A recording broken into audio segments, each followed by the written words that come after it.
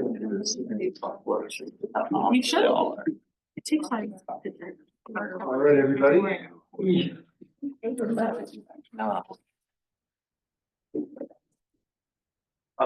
Welcome to the April 15th, 2025 meeting with the Denver Landmark Preservation Commission. Let's see. We'll start with introductions of the commissioners. My name is Larry Sykes. I was nominated by Mr. Colorado, and I'm an architect. Emily Hazen, preservationist and designer, nominated by City Planning. Rusty Brown, I'm an architect, I'm nominated by AIA. Nick Puccianis, I'm an architect and developer, and I was nominated by the American Institute of Art. I'm Chris McGinnis, I'm a forensic architect, and I'm nominated by the mayor's office. Erica?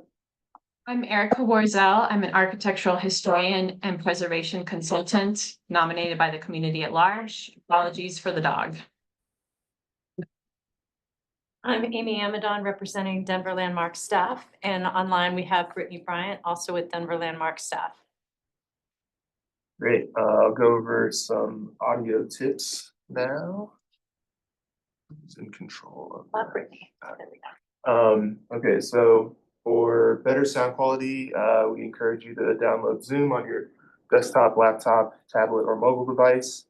And within that, you can click the audio settings to bring up an additional menu where you can add background noise suppression, test your speaker and microphone, adjust their output volumes. For presenters and public commenters, when it's your turn to speak, please, you can mute or unmute by clicking the microphone icon at the bottom of your screen. And you can expand the menu next to the microphone to reveal additional options where you can select your speaker and microphone, test your microphone and speakers, adjust their output volumes. And if you still have audio challenges, please switch to your phone for audio. All right, next item here is meeting records. Does anybody have any comments or clarifications to the meeting records? Okay, and we actually don't have to vote on that, so we will just move on. We don't have any clarifications. All right, now for the public comment section.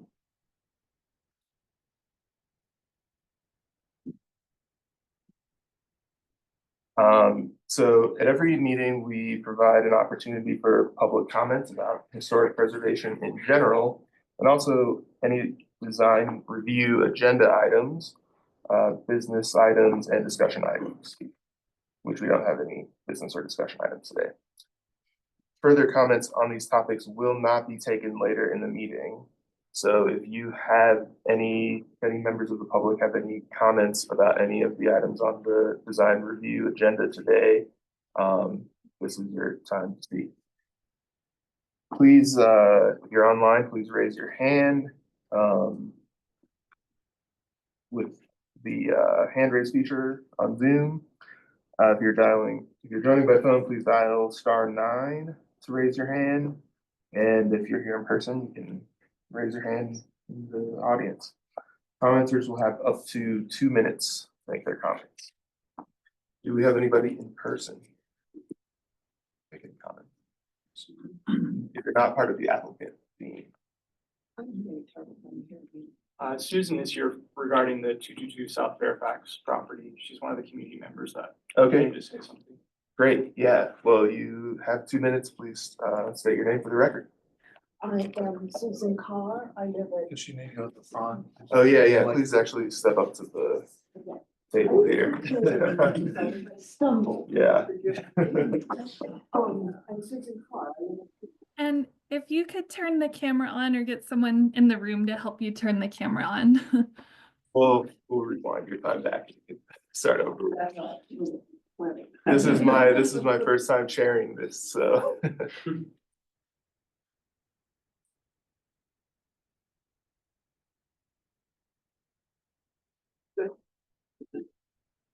Okay, Okay. We're ready for you. Okay. Susan Carr, I live at 243 South Fairfax Street, which is directly across from 222 South. I have lived there since 2004. The previous owner, Dulcie Amter, died in 2007. Nobody's lived there since. I have watched that house deteriorate, and I have now watched it being meticulously renovated. I am very proud of what these guys have been doing. It's coming back into its former glory. I really actually wanted to buy that house after Dulcie's death, and her daughter would have nothing to do with it, so it's been uninhabited since, and it's been really a shame. And I just would like to see this project go forward and get completed. I want some new neighbors in this gorgeous house. Thank you. Thank you. All right, anybody else in person? How about online, Taylor? There might be one other neighbor online. Yeah. Let's see, yep, we've got somebody here. She put her hand down. Oh, back up, okay. Get you moved over and then you can make your comments.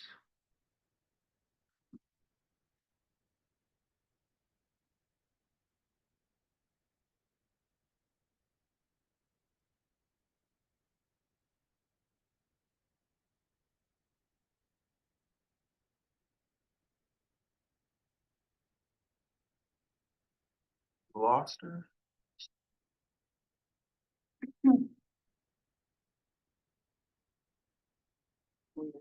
Hmm.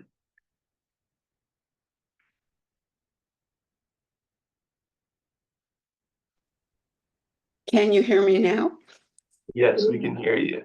All right, my name is Marilyn Sellinger, and I live at 290 South Fairfax, which is directly south of the house in question.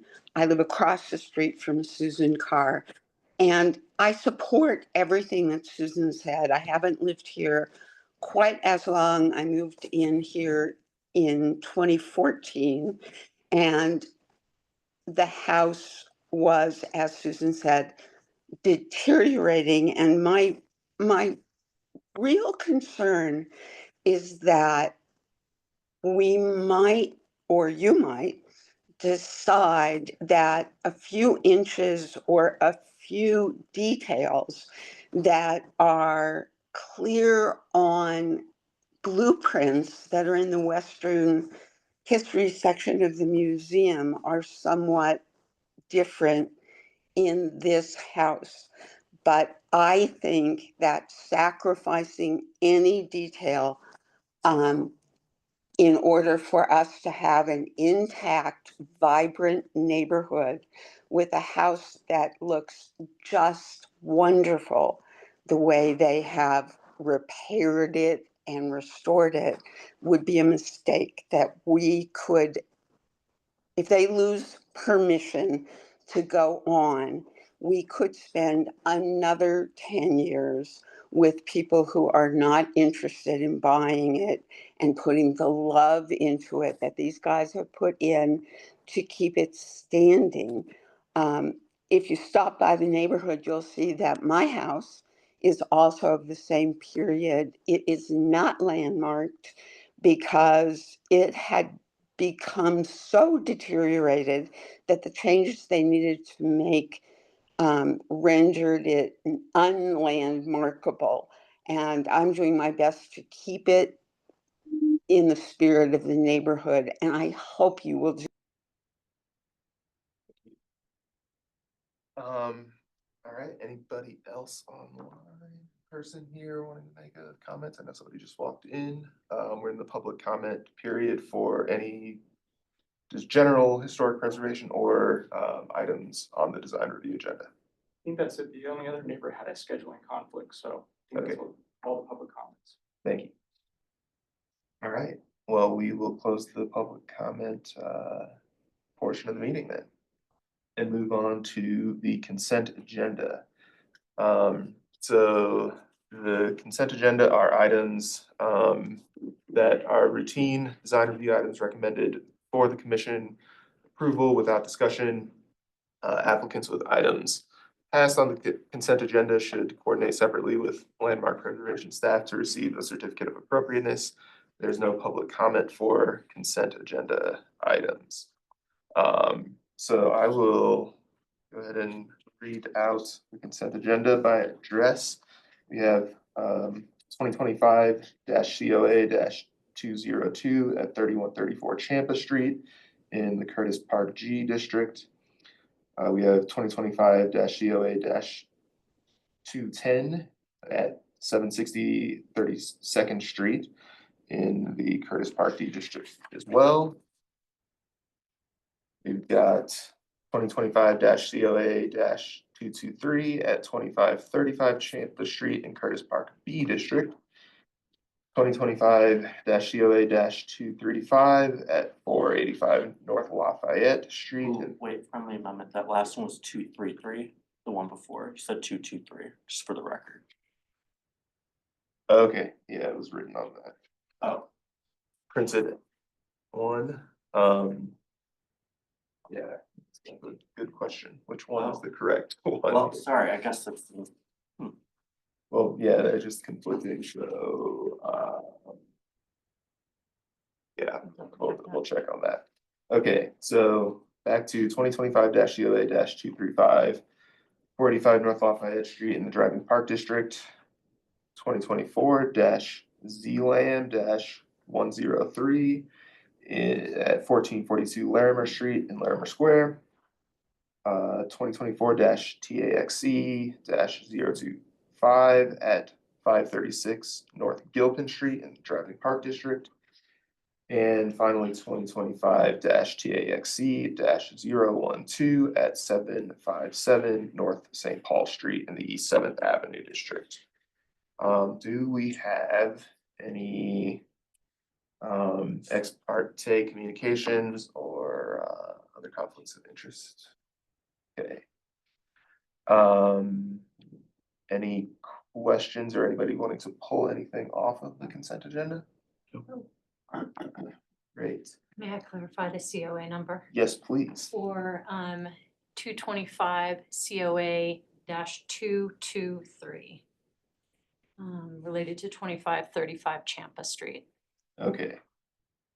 Thank you for that. I guess I'll reread that as 2025-COA-223 at 2535 Champa Street in the Curtis Park B District. All right, the staff, anybody have any questions for staff on any of this? All right, then do I hear a motion? Thanks, I Nick. move to approve the consent agenda as read. Second. All right, thank you, Nick, for the motion. Thank you, Emily, for seconding. All in favor? Aye. Any opposed? Any abstained? All right, the motion passes unanimously. If your project was approved, congratulations. You can leave the meeting if you'd like, and your landmark staff member will work with you on your approval documents. All right, so now for public hearing items. So You don't have to read the whole process, Larry, since we're not holding a public hearing today, but you just need to announce the item. all right, so we have a public hearing today, or we have a motion, or we need to set a public hearing today for 2025-LM Demo-094 at 3025 North Perry Street in Wolf Place. Talk to us about that, Jess. That's actually Brittany's, I believe. Oh, And it's again, just to set the date for an upcoming public hearing. yes, okay. So I guess we just need to make a motion for that. I move to set a public hearing for May 20th, 2025 for the demolition of 40% or more of the roof structure. Thank you. second. Thank you. So we had Emily with the motion and Rusty with the second. All in favor? Aye. Aye. Any opposed? Any abstained? Motion passes unanimously. Right then. We will move on to the design review. So I will announce these items in order by their address. Any commission members who need to announce any ex parte contacts or conflicts of interest can do so.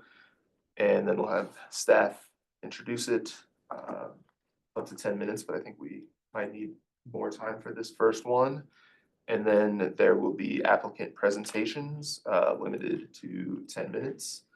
And at that point, after that presentation, the commissioners can question the applicant. We'll get to staff clarifications if necessary after that, and then commission will deliberate and we will take a vote on the motion. So our first design review project today is 2025 COA 205 at 222 South Fairfax Street. The Amter residence and individually designated. Jesse? So it's saying that I cannot turn the video on because the host has disabled it. 1 second.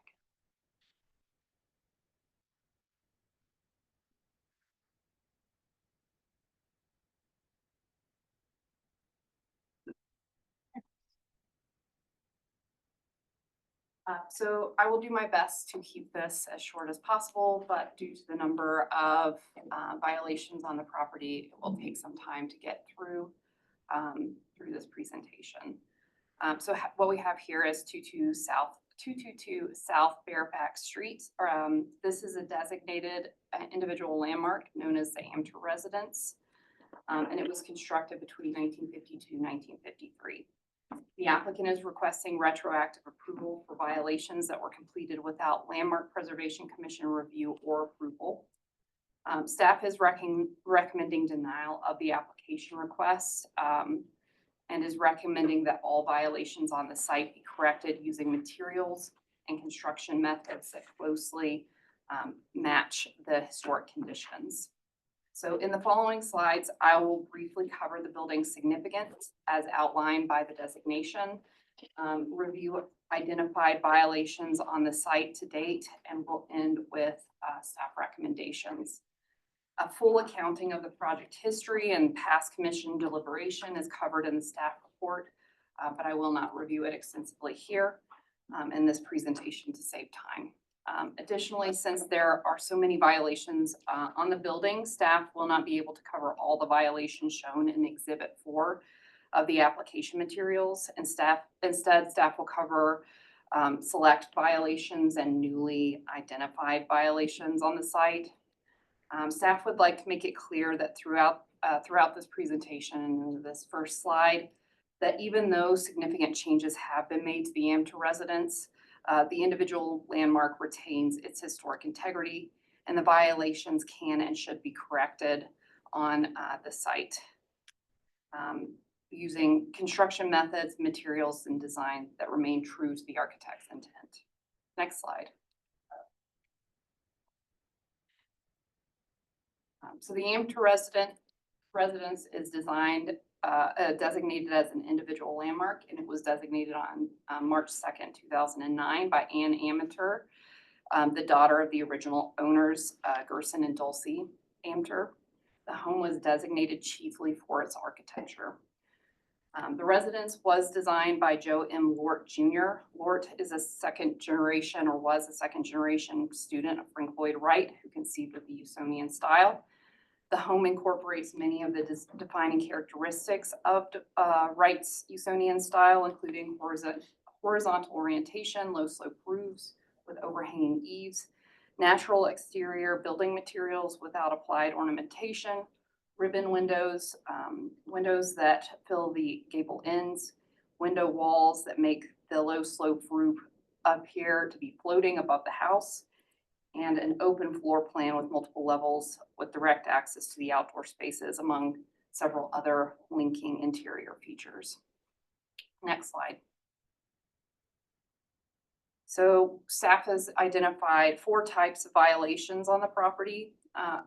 Opening alterations, siding and trim alterations, electrical work, and mechanical work.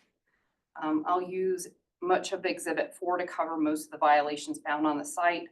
Staff would like to underscore that due to the complexity of the home, its siding and lack of details in the applicant materials, it's difficult to fully ascertain all the violations and alterations that may have occurred on this building. Staff continue to uncover additional violations as new information is provided by the applicant.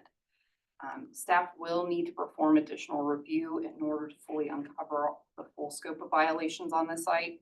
Before we move into the review of the violations, staff would like to make it very clear that none of the work matches the landmark approval.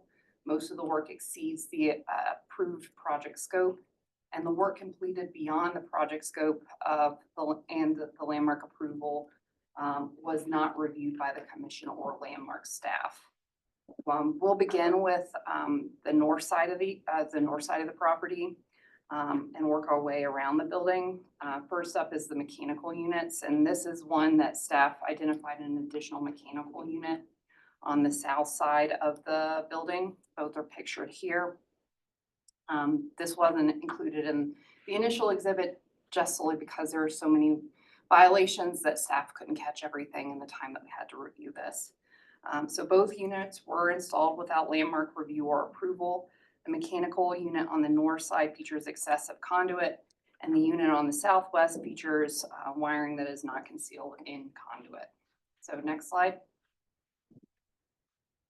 Moving on to window W8 and the 2 picture windows to the right. Violations include the replacement of 2 picture windows without review, installation of obscured glazing, reduction in the height of W8, alteration of trim and mullion size and profile. Staff would like to note that the November 21st, 2023 application materials did not include the structural report dated November 19th, 2023. The applicant did let the commission know that there were some structural concerns on this wall, but did not indicate that any changes would be made to the wall aside from the infill of the 2 windows to the left of W8 and the replacement of window W8. Next slide. So staff would like to note a couple of things here about the historic window and wall construction.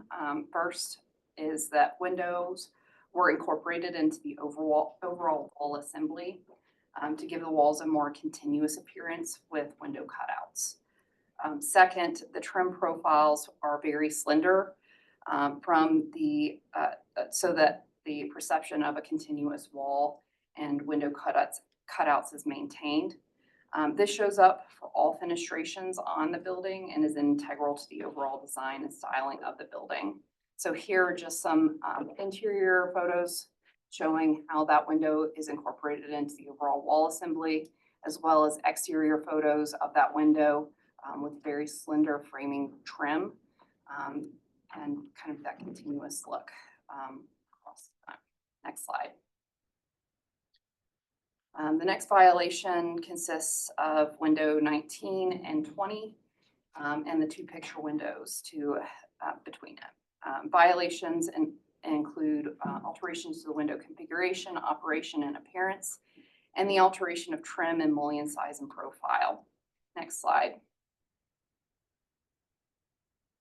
So here are detailed images of the interior prior to alteration and during alterations. The alterations to these windows are indicative of the window and door violations seen throughout the structure. Applicants made changes to the interior, which is not within the landmark purview. However, interior changes resulted in major exterior alterations. As technical issues arose or the owner preference changed for this property, rather than consulting with landmark staff for alternative solutions, changes were made in the field without approval. And if given the chance, if given the opportunity, staff or the Landmark Preservation Commission would have provided viable solutions for all violations on this site that would have prevented significant alterations from occurring to the building and the significance of the building. Next slide. Moving on to the east wall, we'll start our review with alterations to W1 and W3 in the two picture windows. Violations include alterations to the window configuration, operation, and appearance, and alteration of the trim and mullion size and profile. Next slide. So just wanted to provide some additional detailed photographs showing what that, like the header detail above this window looked like prior to replacement.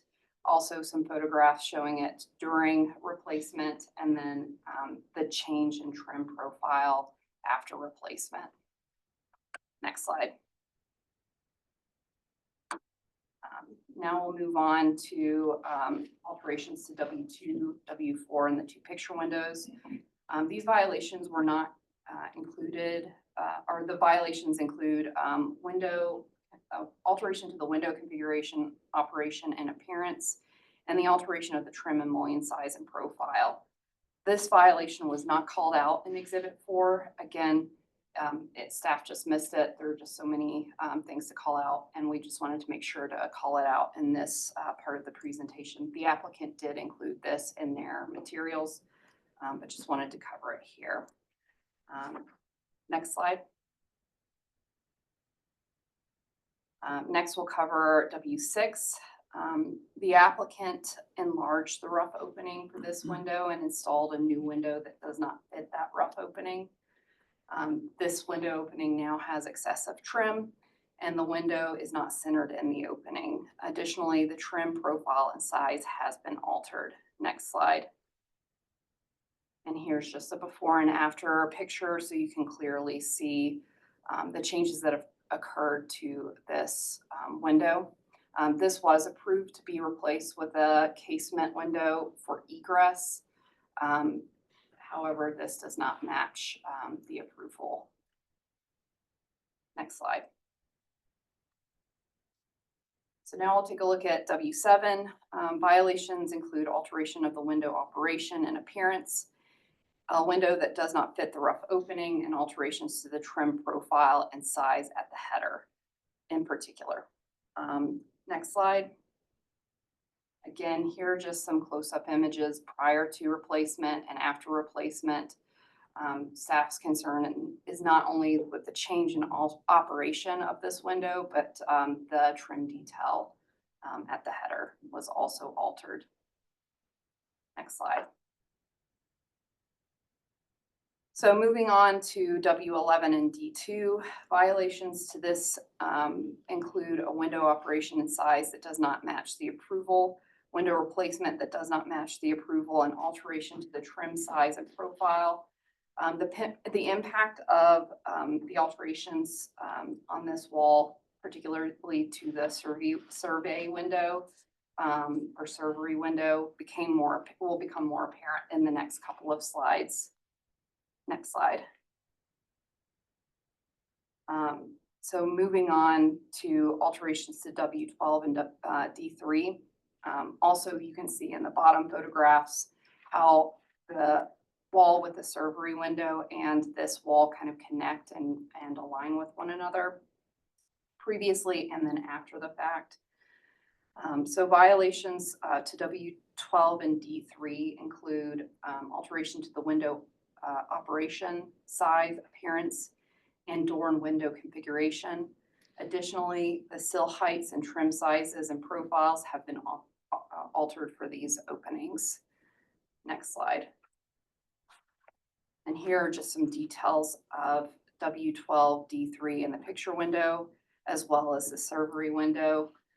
The header alignments, trim details, and window and door sizes have all been altered from their previous configuration, and alignment of the windows and doors has been completely lost.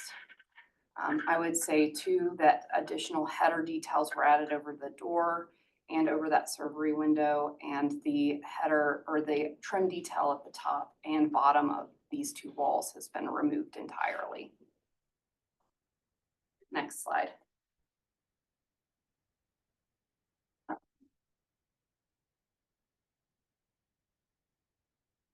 So here are details of, so we're moving on now to that south elevation. We're gonna cover W13 and D4 and the full size, or the full window wall. This violation wraps the corner to include, the wall on the southwest, and that incorporates W14. So I'm just gonna kind of bundle these all together. They were previously on separate slides. Violations for both of these walls include alteration of window and door sizes, configuration and appearances.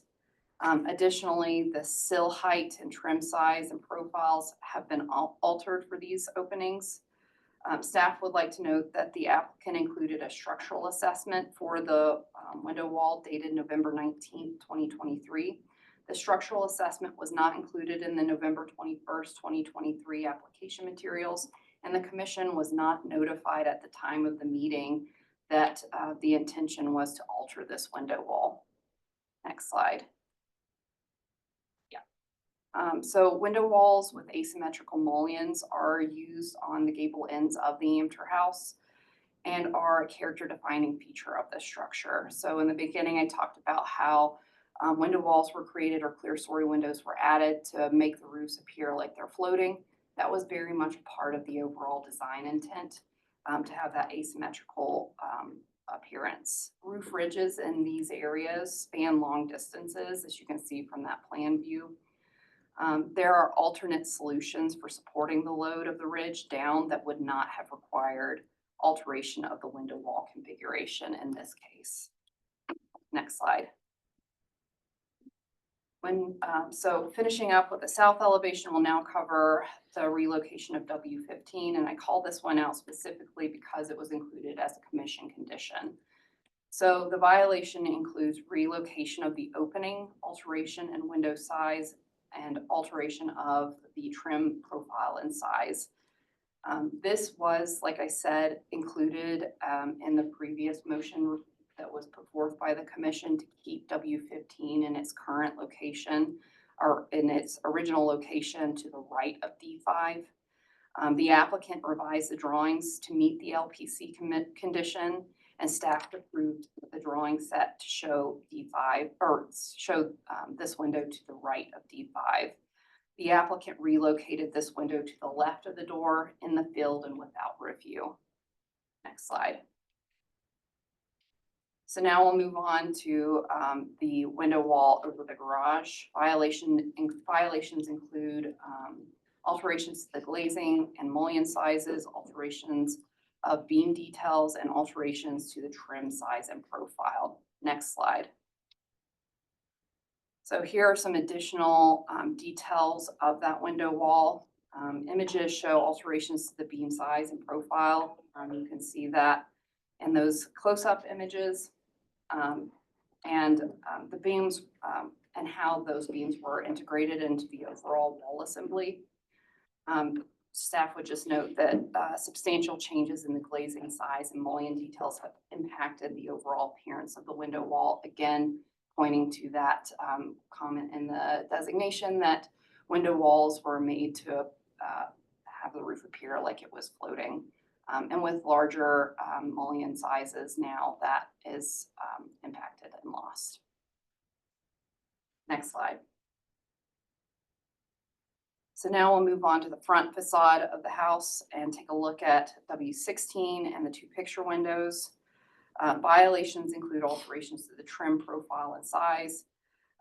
Historic photos and images of the home prior to alteration show a very slender trim profile and windows that were integrated into the wall assembly.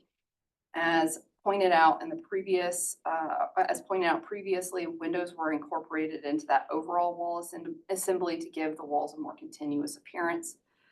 Trim profiles were very slender so that the perception of that continuous wall with window cutouts was created.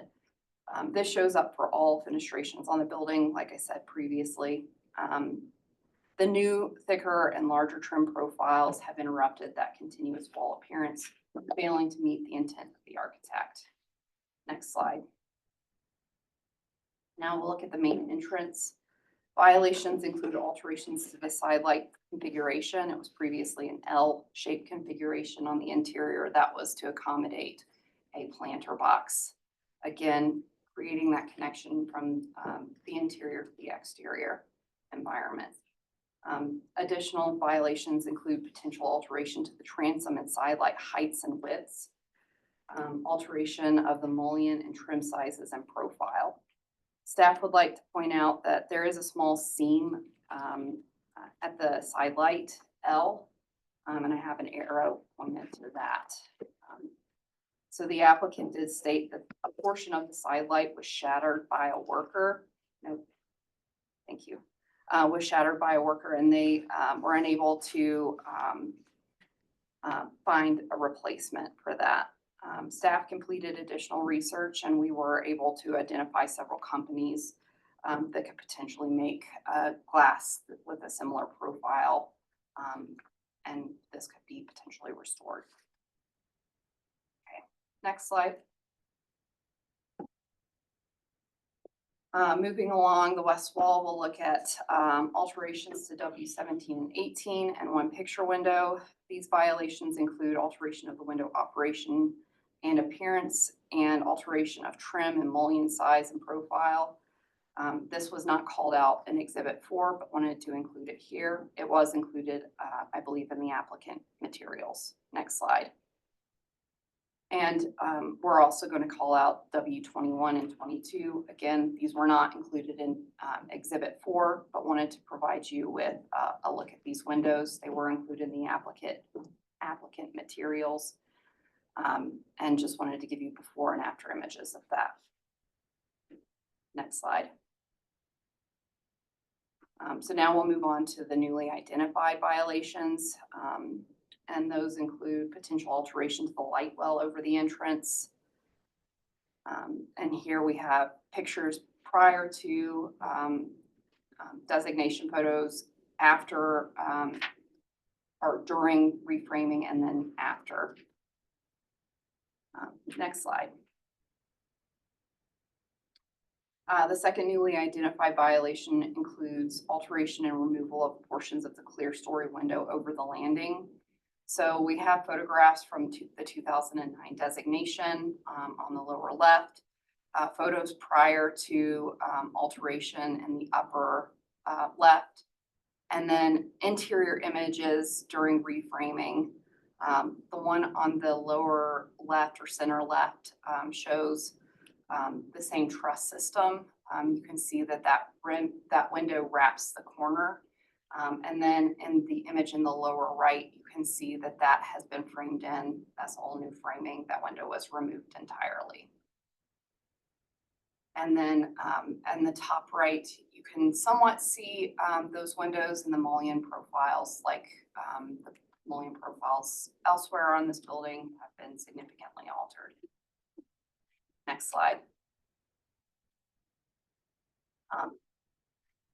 Now we'll look at, I lost my place, the third newly identified violation, and that includes the alteration of the clear story windows in the gable end of the west bedroom. So this is just to the left, perpendicular of the entrance. The mullion size and profile has been significantly altered and is much thicker than what was previously there. We don't have a really clear image, but you can see in that lower center photo how much thicker the mullion detail is on those windows from the previous configuration. Next slide. The fourth newly identified violation includes siding joints and texture. The original siding was smooth finish plywood with a butt joint, very tight seams. Staff would like to make one correction to the staff report after the applicant provided an early photo of the building that showed a horizontal trim detail that extended the width of the building under the windowsill. Beyond this newly discovered detail, the new siding does not match the appearance or texture of the historic siding, and the new trim does not closely match the appearance, size, or profile of the historic trim. Additionally, the new siding features large control joints that alter the appearance and compete with the established horizontal detailing original to the house, and again, that continuous wall appearance. Staff would like to note that there are conflicting notes in the approval application, or the approved application for siding. All elevations in the approved drawing set include the note like, new siding like for like. The materials pages calls out the use of hardy fine textured cladding, and the materials note state that the cladding texture is smooth natural sand. The COA then states that the siding is to be replaced with smooth finish fiber cement panels to match the existing siding as closely as possible. The COA also highlights, note this certificate is written in conjunction with and referencing submitted approval plans. These conditions supersede any contradictory notes or schedules found in the project drawings. I was later notified by the applicant that they did not go back with this sand material, but went with a different material. Again, staff stand by that this siding material does not match the original in appearance, texture, etc. Next slide. Another alteration was discovered while compiling this PowerPoint presentation, and that is the alteration of the eave profile. Early images of the roof eave show that the roof eaves were slanted significantly at the ends. The slant was intentional and was used to give the eaves a thinner appearance, helping the building to recede into the landscape. The slant of the roof has almost been entirely removed, and much of the trim detailing was removed. So here you can see photos before and after of a few of the elevations of this building, where you can see there was like a very significant slant at the ends of the eaves, and then later pictures where that slant is almost entirely removed. And then additionally, there's some corbelling detail, or like a trim detail that's at the edges of the roof eave. It's not very clear, but it does look potentially like the roof eaves may be thicker than they were previously, but that could just be a trick of the eye with the removal of the slant and that trim detail that was originally part of the eave. Next slide. So a key philosophy of the Usonian design is its connection, the connection of the built environment to the surrounding landscapes. Buildings were crafted using strong horizontal lines, simple detailing and trim, and large fenestration so that the buildings were integrated with the site. Lord focused on proportion, rhythm, and alignment when designing the Amter residence, selecting and intentionally placing openings to ensure a clear connection to the outdoor spaces, optimization of natural light, and capture of views. The Amter residence, being a mid-century modern structure, has very little ornamentation. Instead, Lord used a slender trim detailing to frame openings and reinforce the importance of fenestrations and horizontal lines. The significance of the building's design, layout, and detailing is very clearly reflected in the designation. This was a case that the commission originally reviewed and narrowly approved. Even at the time, they were proposing very minimal changes or limited number of changes on secondary facades, and the commission still struggled with that, and it narrowly passed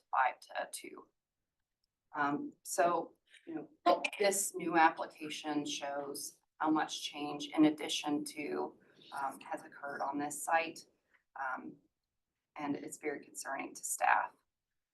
Staff would like to conclude that the number and degree of violations on this individual landmarks are significant and highly conspicuous.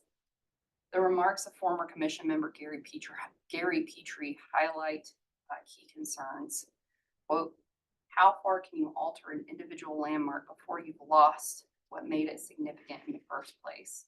Because it is a mid-century modern building, a greater sense of sensitivity needs to be observed. I just don't want to lose sight of how much alteration can occur before you no longer have what was significant in the first place, end quote. Staff believe that that threshold for change has been reached. Staff do want to acknowledge that rehabilitating historic properties, particularly mid-century modern structures, can be very complex. However, Landmark staff are available to offer guidance and support throughout this process. Additionally, the Landmark Preservation Commission, which is responsible for final decisions on all application, consists of professionals focused on the preservation of historic structures and provides valuable feedback on projects such as this one. As the violations are considerable and are still being identified, the only recommendation that staff could conclude in this case was denial. The best path forward is total remediation of all violations on the site to comply with the historic conditions and configurations. Thank you, Jesse. Do any commissioners have any questions? Do you know if there was any tax credits or grant funding involved in this project? There was not.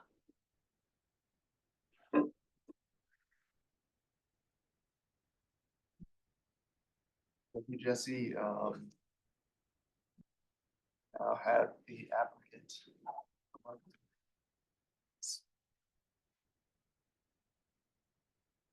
I did want to include too, the applicant did provide some letters of support that were included in the application materials. Okay.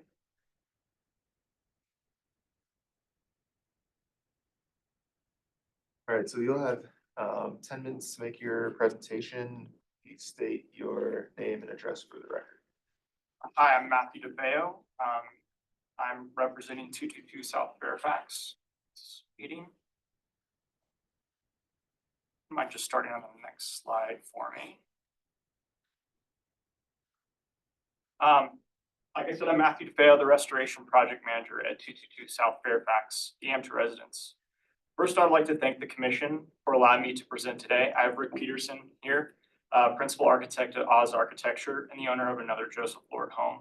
Also here is Rob Davis from Davis Engineering Consultants, who can answer any questions regarding structural work done on the project. Next slide, please. To give you a little background on myself, I've lived and worked as a photographer in the Denver area for the past 10 years. About 5 years ago, my partner Lucy and I purchased our first mid-century home, a Cliff May Ranch in Harvey Park. Next slide, please. Our house was a neglected rental property and needed some care and updates to make it safer and more comfortable. And with the help of our friends and family, Lucy and I restored this home, bringing it back to life over the course of a year. Next slide. During this process, I discovered a new passion beyond my photography career, reviving mid-century homes like ours. Although I didn't know how to transform that interest into a career at the time, I dreamed that one day I could pursue that. Next slide, please. It wasn't until early 2023 that the opportunity arose to purchase the Amter house, which had been vacant for 18 years. It suffered significant neglect, decay, vandalism, and structural challenges. I made it my mission to restore this home to a safe and usable condition for future residents and preserve its mid-century modern characteristics. Next slide, please. You can just kind of cycle through these ones. Next one, please. Next. Next. Next. Okay, that's good right there. We were excited about this opportunity. And once we closed on the home, we immediately informed the surrounding community that we were restoring it. And as we received approval for construction, we made it our mission to share every step of the process via social media, showcasing my passion for restoration through visual storytelling. Next slide. We were committed to rebuilding it and ensuring factors that had caused portions of this home to fail would never affect it again, by implementing more resilient building practices that would withstand the test of time. Next slide. Let's briefly discuss why this house was designated in the first place according to the original landmark application. Three main reasons are as follows. The Amter family's history. Joseph Lord, like Jesse mentioned earlier, second generation student of Frank Lloyd Wright, designed architecture that showcases several Usonian design features, including low-slung roof lines, ribbon windows, and natural materials. The application highlights the interior materials as well. Roman brick and wood paneling and built-in furniture that unfortunately was removed by the previous owner And our team has restored a lot of those features to the original locations, as you can see in the slide here. Next, let's discuss the violations. While most of these deviations were necessary for the structure's integrity and future preservation, I now understand I should have sought approval before making these changes. Next slide, please. Let me start by addressing the discrepancies in the awning window sizes. We used the landmark approved Anderson E-Series windows, and prior to the installation, we discovered that the windows were impossible to install without slightly thicker framing. Otherwise, there would be no warranty and the risk of water intrusion, so the window sizes changed minimally to comply with warranty standards. Next slide. Next, I'll address the fixed glass windows that were not approved for replacement. We decided to replace them after discovering that many of the assemblies were failing, and in most instances, nothing changed except for the introduction of more sustainable building practices and efficient double pane glass. I did not view this as a substantial change to the plans. Next slide. Windows that did change were on elevations not front facing, out of necessity to comply with building code, like adding egress to make the building safe to inhabit. Next slide. Changes also had to be made to the southwest living room. It was in this section construction revealed significant structural issues. We found that the entire wall assembly was rotted and unsafe, and if not addressed, there was an immediate risk it could collapse due to heavy spring snowfall. Our engineer advised us to construct a new wall assembly. However, we strive to maintain a characteristically mid-century modern style. We still have the 2 awning windows in the living room, the same number of fixed glass windows. However, the new structural framing dictated size changes of these windows. This is also a secondary elevation. Next slide, please. Lastly, regarding the windows, I would like to discuss one practical change we made. We moved the east-facing loft window on the back of the house because it looked out onto asphalt shingles, which created an unappealing view. This contradicted most mid-century design philosophies that emphasize uninterrupted views of nature, so we relocated it to the other side of the door to enhance the view of the backyard and garden. Next slide, please. Let's discuss some things that we can change and improve. Although the public view of the home is largely true to the original design, there are some areas we can modify that the staff has concerns about. They have noted there are some trim details that are slightly too thick, which we can change. We were motivated to find a replacement for the small corrugated glass panel that broke to the left of the front door. Next slide. These are just some photos of the condition of the home when we had closed on it. Next slide, please. Lots of boarded up windows, things like that. Next slide. Next slide. That's good right there. Lastly, I want to discuss our goals for this restoration, which we achieved throughout this process. We took a once vacant home in disrepair and restored it to a livable condition using sustainable construction techniques, ensuring the Amter family would recognize the restoration and be proud of it if they saw it today. Next slide, please. Lastly, our objective was to make the house safe again by preventing water intrusion, addressing structural issues, and complying with building codes to ensure it remains a part of the neighborhood for generations. This property is truly remarkable, and even throughout all the chaos and stress this project has caused, I feel an immense sense of peace and achievement every time I walk through the door, knowing that we have restored this home after so many years of neglect. I want to hand it off to Rick to close this out. Thank you, Matthew. My name is Rick Peterson. I'm an architect in practice with Oz Architecture in Denver. I've had a career of working in and around national parks. I've been in front of you, Denver Country Club, Ballpark neighborhood. And as I mentioned, working within the national park system from Grand Canyon National Park to our restored parks in New York City. I'm here in support of this project and these heroic efforts that the applicant has made to extend the life of one of the 3 existing Joe Lord houses. I happen to live in one of the other, and we moved in 2005, so it's a quick 20 years now that we've gotten to know Joe Lord. And I've restored our home in Bomar and made an addition to it. It found its way on the cover Diane Ray thought it was appropriate to be on the cover of that little pamphlet from Historic Denver. I've gotten to know the sensibility of LORT, and all I can offer you today is my perspective. I'm not a scholar of Joe Lort, but I probably know him a little more than most folks, having worked and lived and added to the home. I've also followed with great interest the efforts of the applicant from the beginning, and I can tell you that two things I'd like to just offer up. Old school here. This photo of our home. I would say what really characterizes Lort is he's a pragmatic builder. He's actually not, he was not an architect. And when I say builder, he seems to have a very straightforward way of solving structural problems. They involve the 2x4 and the 4x4 in pretty humble ways. And there isn't necessarily an attention to the kind of slimness or slenderness that has been noted that you would also see in Marlowe or other, or Frank Lloyd Wright for that matter.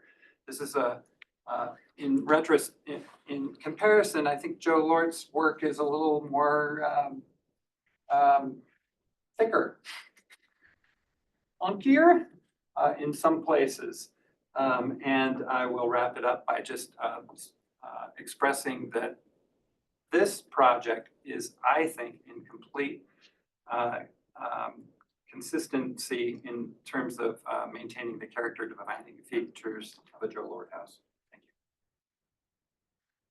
Commissioners, any questions? The applicant?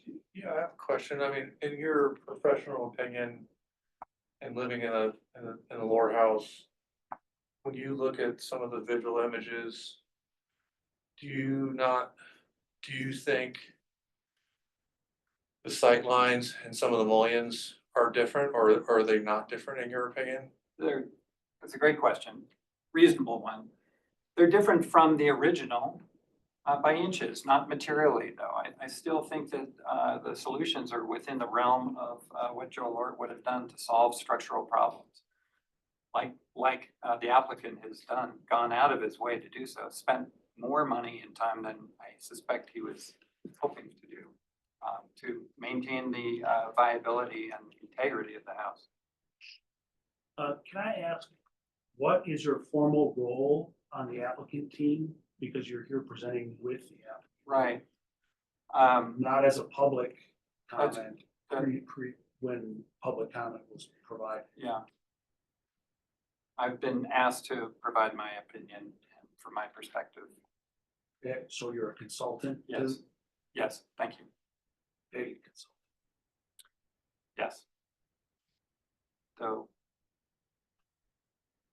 I haven't invoiced and I don't expect to. I'm here because I love Joe Lort. Thank you. Anyone else? Oh, I have a question I've been wanting to ask and stifling myself because it's probably a really naive question, but is unplanned marking an alternative?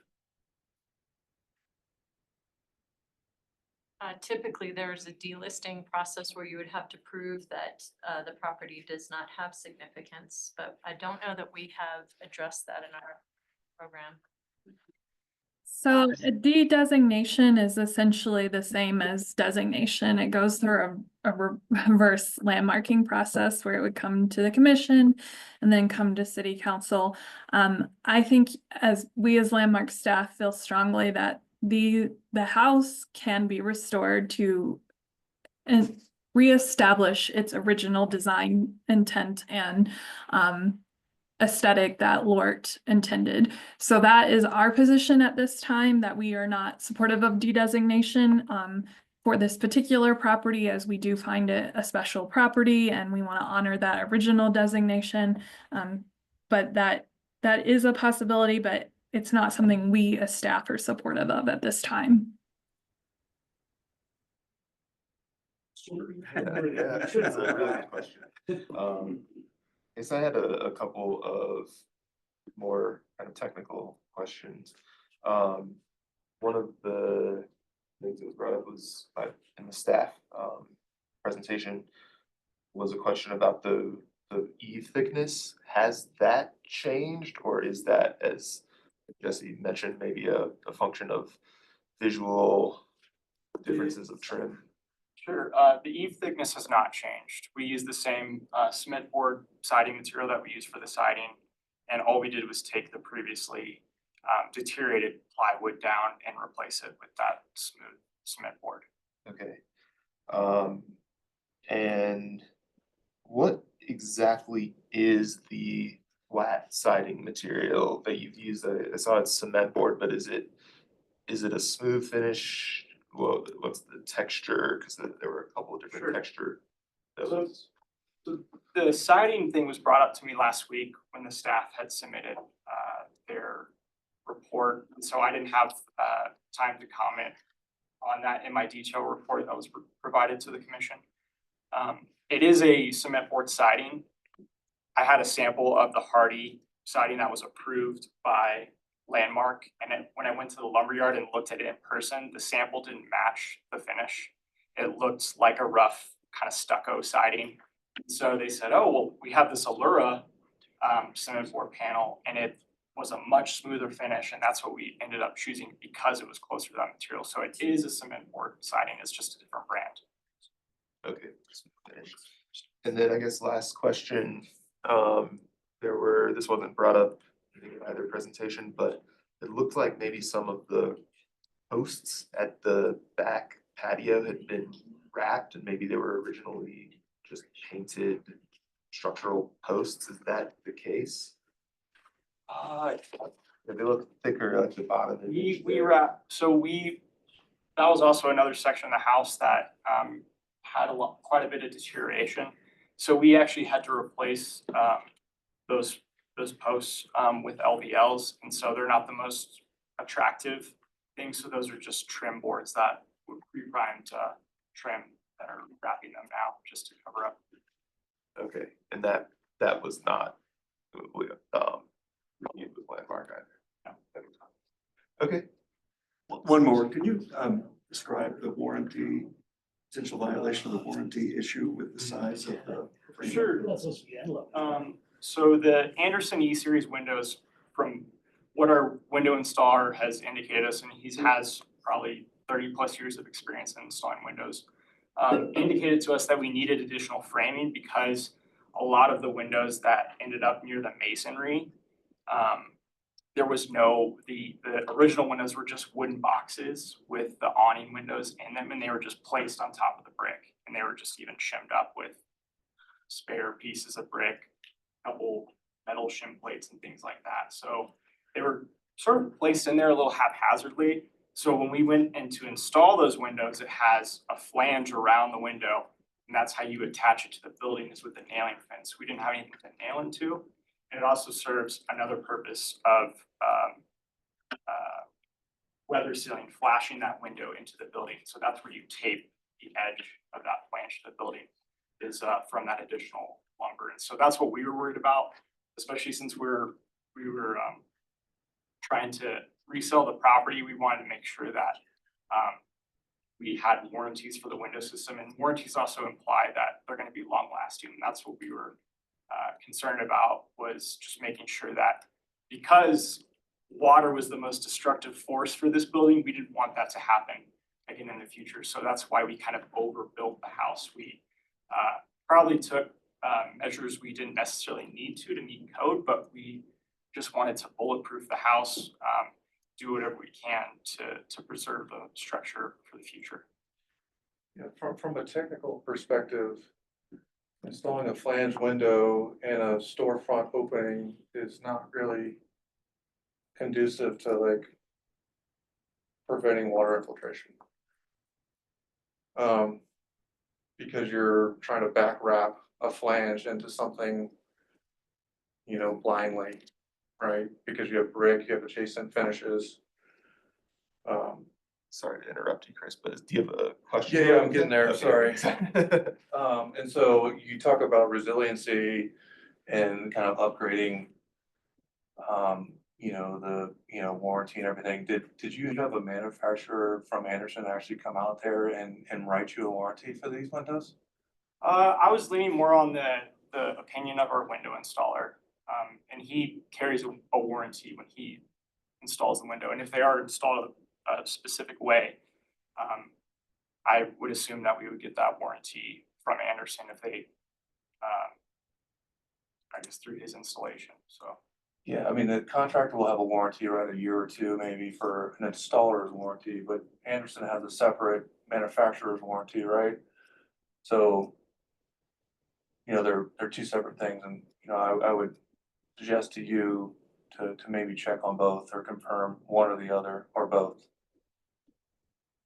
Sorry, it was a long-winded. It's a good question. It was exactly what I was gonna ask, so, yeah.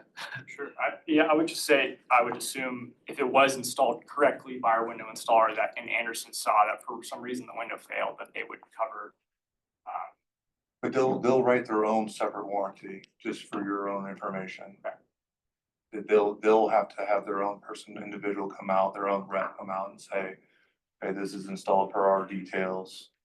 And they'll write their own warranty, which is gonna be completely separate from the installer's warranty. And it also, the installation method of those windows also ties into our weather barrier, the zip system, which they have a very specific way. And I think I attached some screenshots of those PDFs, the way they want windows to be installed into that sheathing / weather barrier as well. So I was leaning on that installation method also. All right, well, further questions? If not, thank you very much. All right, we will now go into deliberation. Before you do that, please, Oh, first of all, staff just so you know, we're at about 50 minutes on the agenda time, and staff has some rebuttal, if you would allow. Yes. I just wanted to follow up with a couple of comments. So many of the changes, all of the changes that were done were made, in many cases, not unnecessarily. These changes were made without landmark review. In cases where changes needed to be made, structural trim, etc., the applicant did not consult with landmark at all to see if there were two things. First, to get approval, and second, to make sure that that was the best path forward. And had the applicant come to staff or come to landmark in general, we would have provided guidance on the best path forward, either with consultation from the commission or our own understanding of historic materials. So in cases like, for example, the windows, it very clearly says in our COA and in the email that we send out with our COA that any deviation from the approval documents must come back to landmark forward. In that case, the issue with the flange on the windows, structural issues, trim detailing issues, siding issues, those would have all been addressed by staff, or we would have brought it back to the commission for review to make sure that that was the best path forward. This is all clearly outlined in the COA, highlighted in fact, and the applicant is made aware of this. The applicant chose not to do that, and we are now faced with violations that have been made on this building, and staff stands strongly behind their the opinion that this should be returned to its original configuration as closely as possible, using similar materials and construction methods so that the architect's intent is upheld. And then finally, the applicant pointed out that staff identified additional violations on the site. It's not staff's job to find all the violations, it's the applicant's job to provide us with or disclose all violations on the site. There are so many, every time we looked at the application materials or new photographs that the applicant provided, we found new things. So additional close review will be needed and disclosure will be needed from the applicant to identify all changes that have happened on this site. I also want to remind the commission that while this is a difficult decision, we have seen properties in worse condition. For example, the Bossler House, which was totally missing its roof and left open. Hose Company #1 at 1999 Chestnut Street, which was actually applied for demolition twice and is now successfully restored and integrated into a hotel development, the Hilton. So again, this is another reason why we are not supportive of de-designation, as we've seen many success stories with individual landmarks that were in far worse condition than this particular property.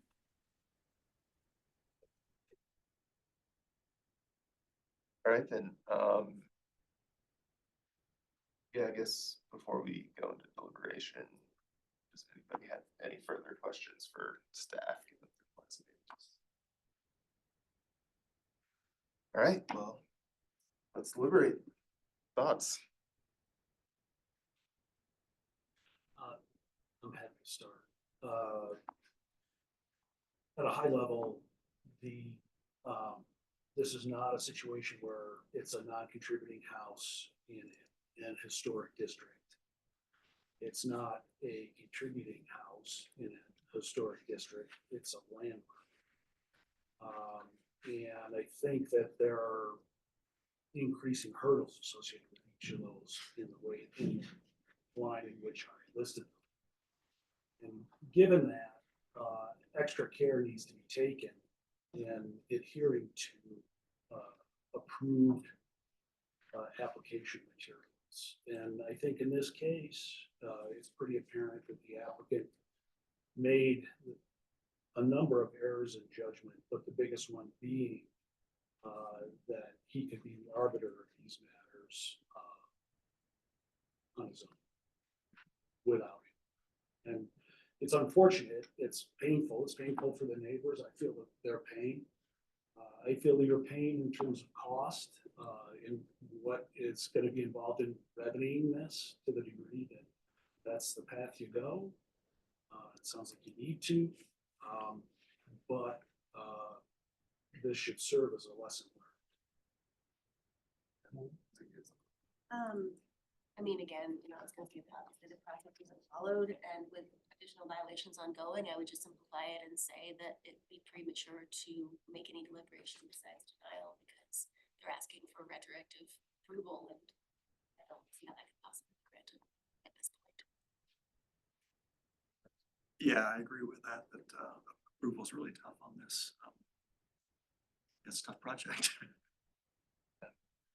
Yeah, I mean, I think the Secretary of Interior standards are really kind of clear cut on something like this, right? When you're talking about a registered National Historic building, that you have to follow kind of clear criteria. And I think our guidelines for the city and county of Denver follow those, and there's a reason for that. And I think this is kind of a perfect example of why we have, standards and those guidelines. And I understand that it can be a tough learning curve, and understand why staff is their motion to deny.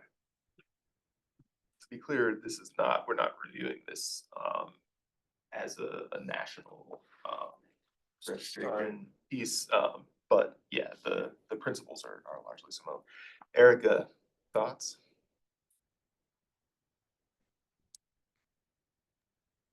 Thanks. I strongly support staff's take on this project and have agreed with the other commissioners' comments. It's, just wanting to kind of go back to a few comments that we heard from either the public or the applicant team. As these may be inches here or there, but cumulatively they have quite a big effect on this building, which harkens back to, our initial discussion on this project over a year ago, and just kind of the importance of the details, especially on a building like this. I guess I'd also like to point out that, we know the design intent because we have we have the original materials and their configuration and their dimensions in front of us or documented, from previous. So I think that's kind of a moot point as far as what's the intent or not, as far as how Lord worked, because we have what his finished product was. And that's, of course, is why these sorts of design guidelines advocate for repairing rather than replacing if when possible, and then really looking at what is the original material and the design configuration as the thing that guides how to move forward. So just kind of maybe some random thoughts, but I think they all kind of come back to the importance of these design details are very important on a building like this. And as Nick rightly pointed out, a landmarked building that, kind of needs to stand on its own. So I'm in support of denial at this point. Thank you. Yeah, I think I agree with things that other commissioners have said, and I think as a friendly comment, one of the terms that was brought up a lot was, looking at sustainable ways of addressing various issues with the house, and I think really the Denver landmark guidelines, in addition to things like Secretary of Interior standards, really are inherently about sustaining these buildings and structures in their original configuration. So I think if you're, as a friendly comment, if you're moving forward with additional renovations of landmark properties, that really thoroughly understanding those guidelines would be helpful. All right, do we have a motion then? Will be shown on the screen.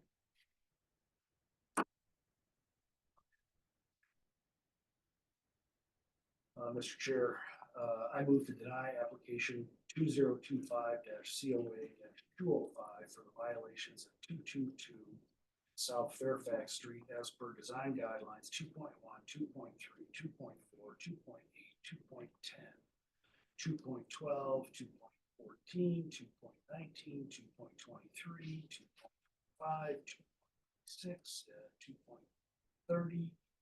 The intent statements 2A, 2B, 2D, 2F, 2G, 2H. Character defining features for the Amter residents, presented testimony, submitted documentation and information provided in staff report. Thank you, Nick. Second. I'll second it. Thank you, Chris. All in favor? Aye. Aye. Aye. All opposed? Abstained? All right, the motion passes unanimously. Mr. Chair, can I make one more friendly comment to the Yes. applicant? I'm sorry. I do think you deserve to be complimented on the interior. It's obviously going to be beautiful once it's done. You should be encouraged that looks terrific. The interior of your house looks great. I think that same care is what we're asking to be applied to the exterior. I just don't think it's financially viable option now.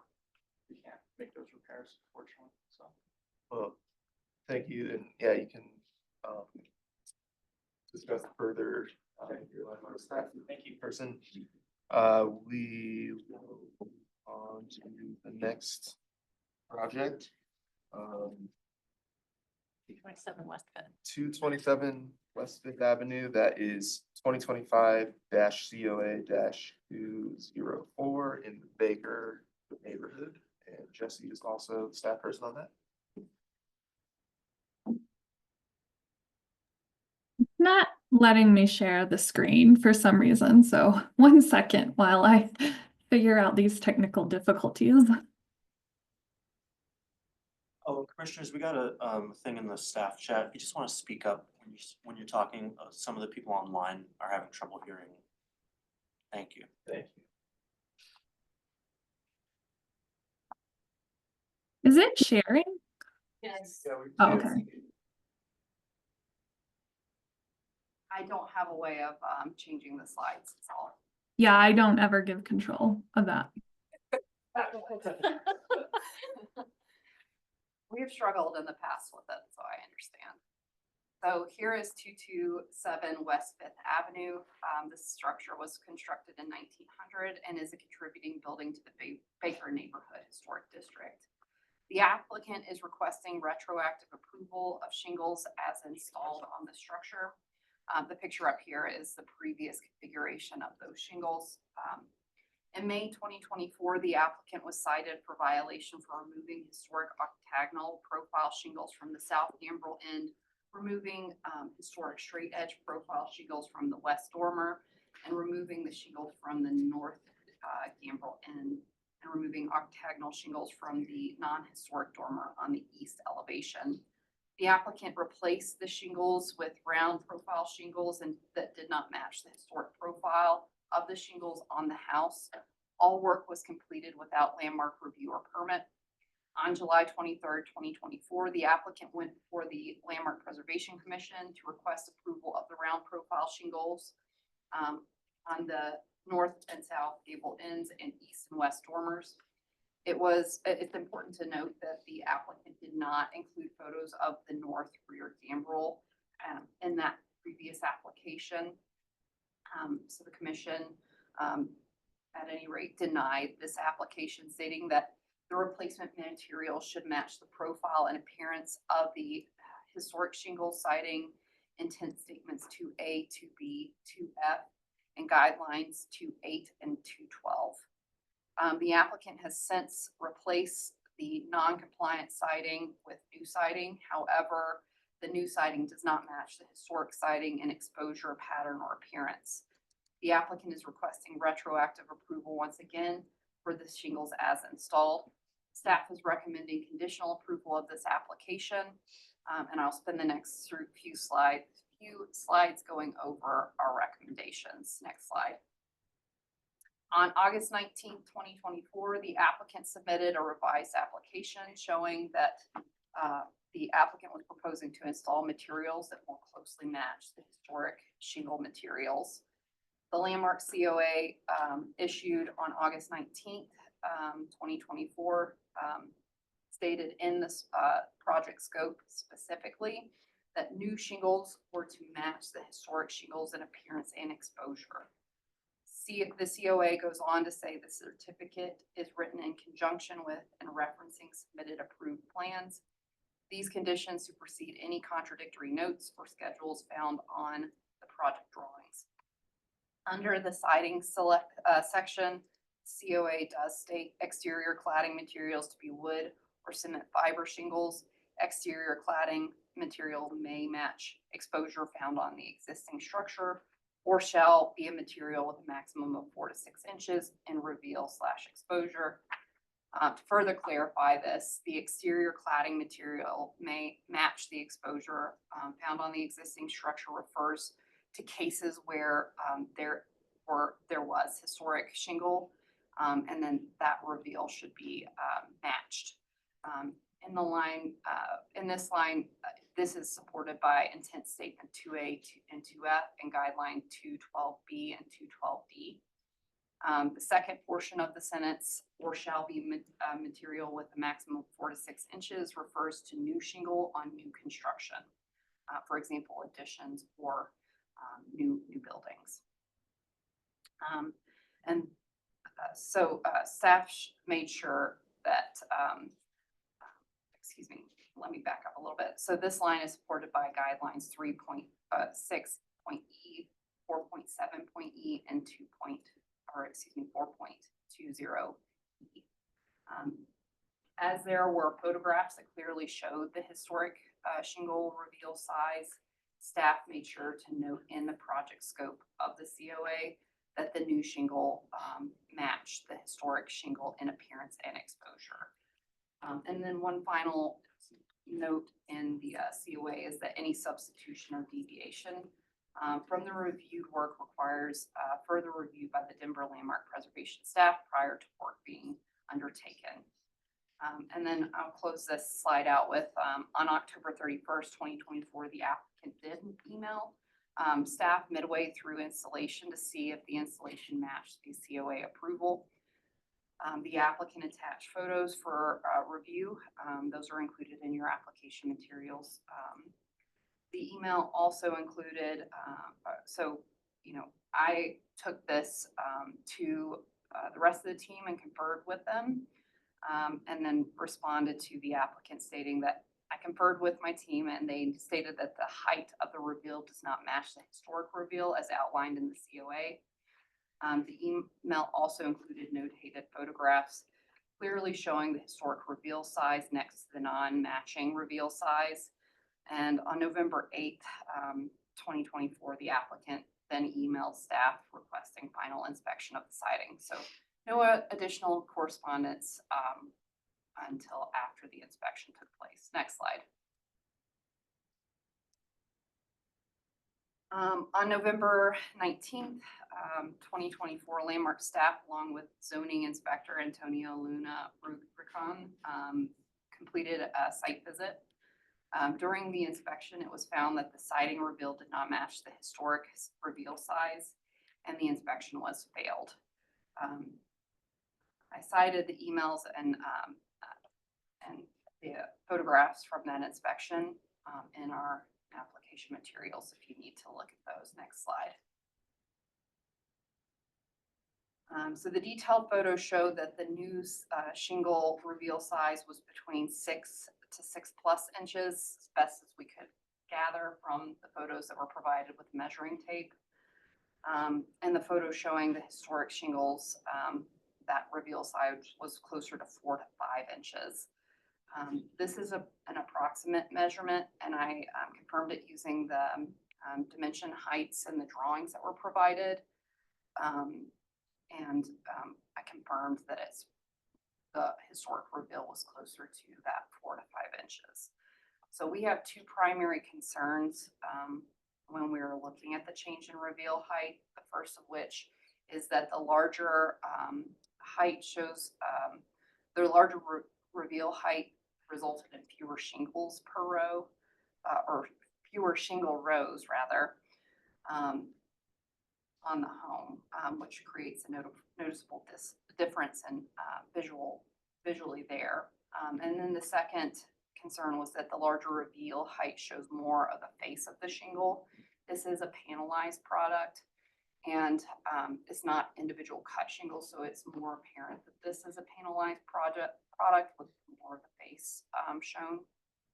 And that was also a concern, that it doesn't closely mimic the appearance of the individual shingles. So again, the larger reveal height and recognizable panel material have changed the overall appearance and character of the home. Next slide.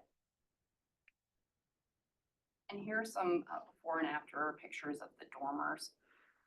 The straight edge shingle on the side dormer, it does appear to be a little bit more closer match, but as you can see, there's not really like a clear cut on the shingle panel itself, and it's just all you see is horizontal lines. You don't see that vertical cut that is very apparent on the historic shingle, so it does look more like a panelized product here. Next slide. And then I'll just close out, we didn't have photographs in the original application that came before you guys of that back elevation. So the commission approved just octagonal shingles there.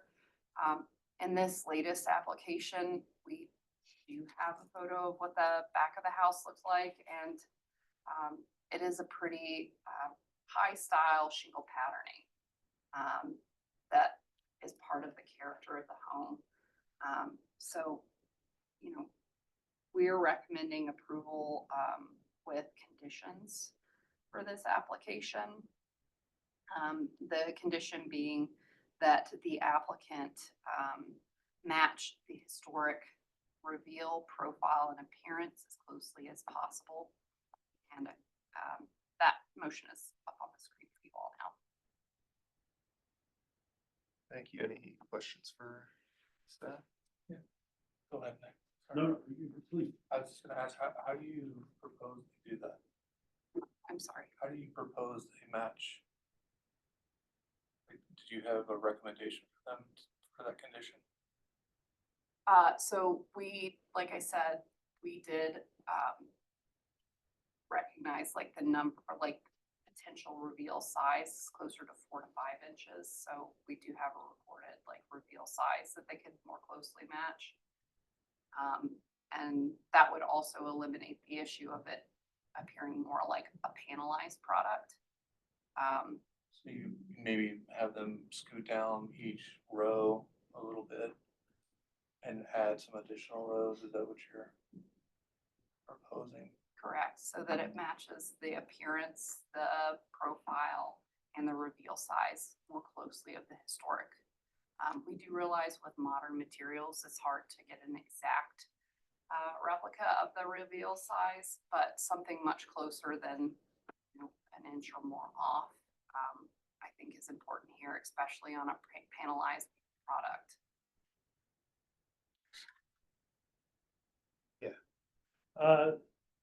So I'm still unclear on the back. The commission approved what was submitted originally, and they installed what was approved. They did. So we don't have a clawback, and staff doesn't have a clawback on what's. I will look to Amy on this. My understanding is that the back of the house, photo of the back of the house, it wasn't included in the original application materials that were reviewed by you all. This new application does include it. So we do know the commission was making a motion in the last application based on information that they didn't have. And now they do have that information.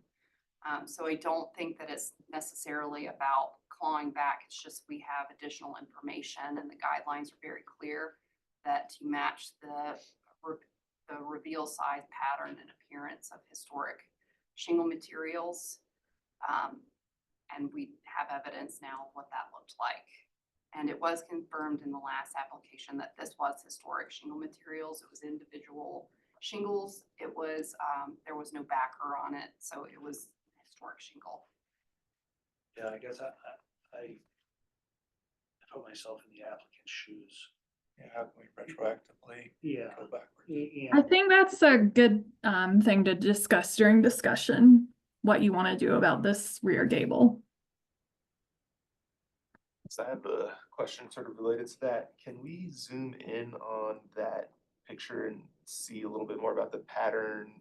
Is it more complicated than just some paint?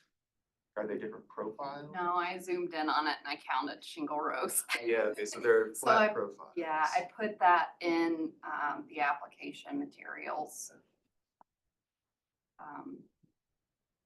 Excuse me, I put that in the staff report. Thank you. All right. We've got all our questions answered. All right. I guess we'll have the applicant make their presentation. Is the applicant here or on? They're online.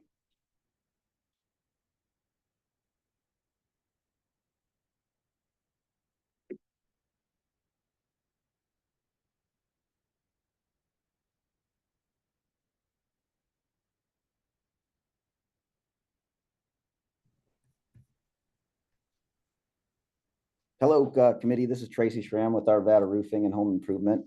And I was hired as a consultant, not hired, just volunteering, just based on the installation in the difficulty with that panel based on, you know, an individual shingle that was there previously. That panel, you know, was approved. The problem with getting that much tighter than it is right now, the maximum exposure of that is a 6 3/4 reveal. It was taken down to a 6 inch, right around 6 inch reveal.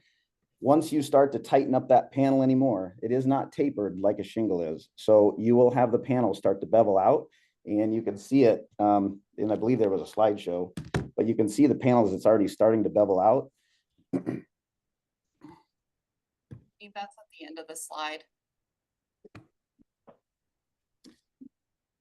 So start to have that panel a 1/2 inch thickness all the way through it. It is not tapered like a wood shingle, like your Victorian style shingles that were on there. So the higher you, or the lower you make the reveal, the more that panel wants to shadow and come out, which in some of the photos is pretty evident. And then you're also starting to install this panel on a stick frame home from 1900. So it starts to really, reveal itself where possible inconsistencies are with the framing itself.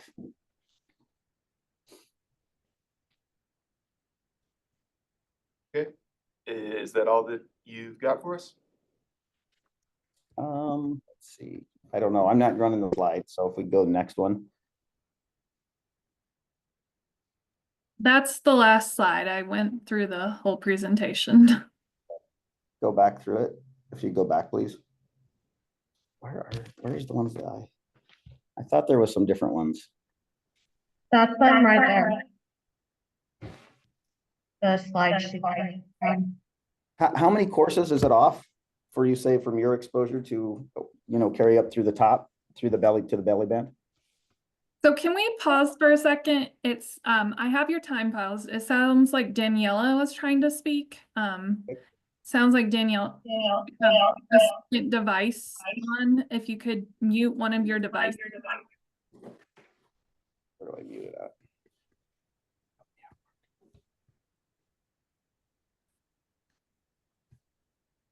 Am I done?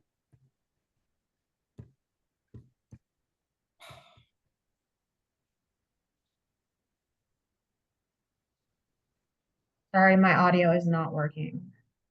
Sounds better. Okay. And can you please state your name for the record, since we have not heard that yet? Hi, sorry, my name is Danielle Dene.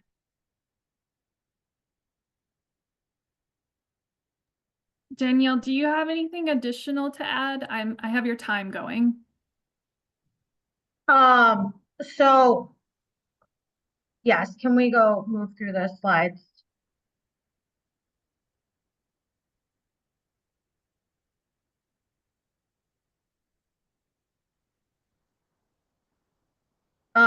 So these slides that you're showing here now,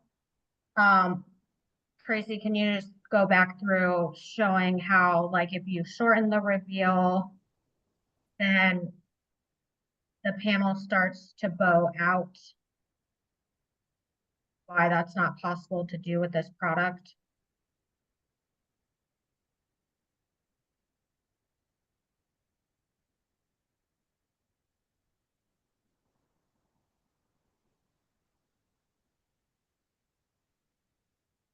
All right, well, These are all the slides I have. understand. Is there anything else you guys wanted to cover that hasn't been discussed yet? Well, so yes, I mean, I guess basically I would like to, we submitted the plans were stamped. They were approved for the Truewood Octagon siding. In the plans that we did submit, the plan shows a 6 3/4 inch reveal. And also the architectural diagram that was submitted shows the number. So right here, this is the stamp plan showing the material that we were using with what manufacturer recommends being a 6 3/4 inch reveal. Can you go to the next slide?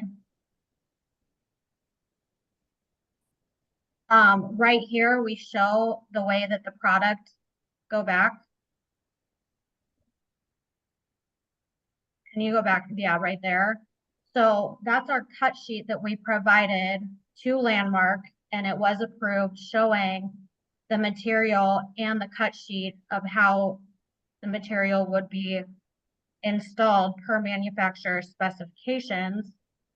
When I emailed the very first picture that was sent, and she said that it was a too large of an exposure, we ended up tearing that off and shortened it to a 6-inch exposure.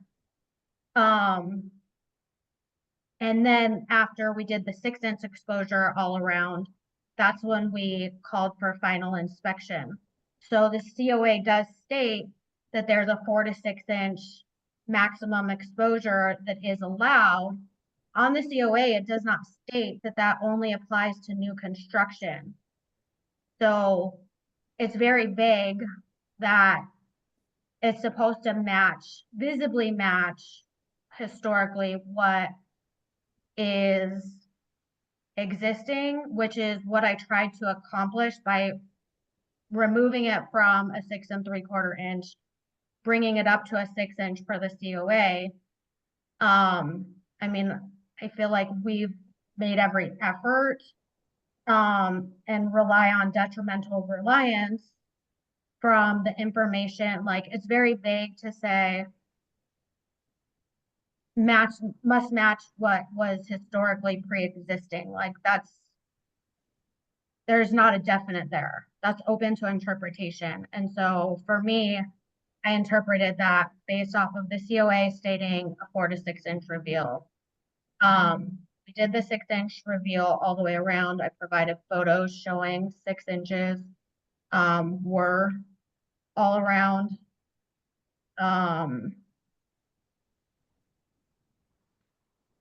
And I mean, I made like every effort to act in good faith, to do it as per what was approved.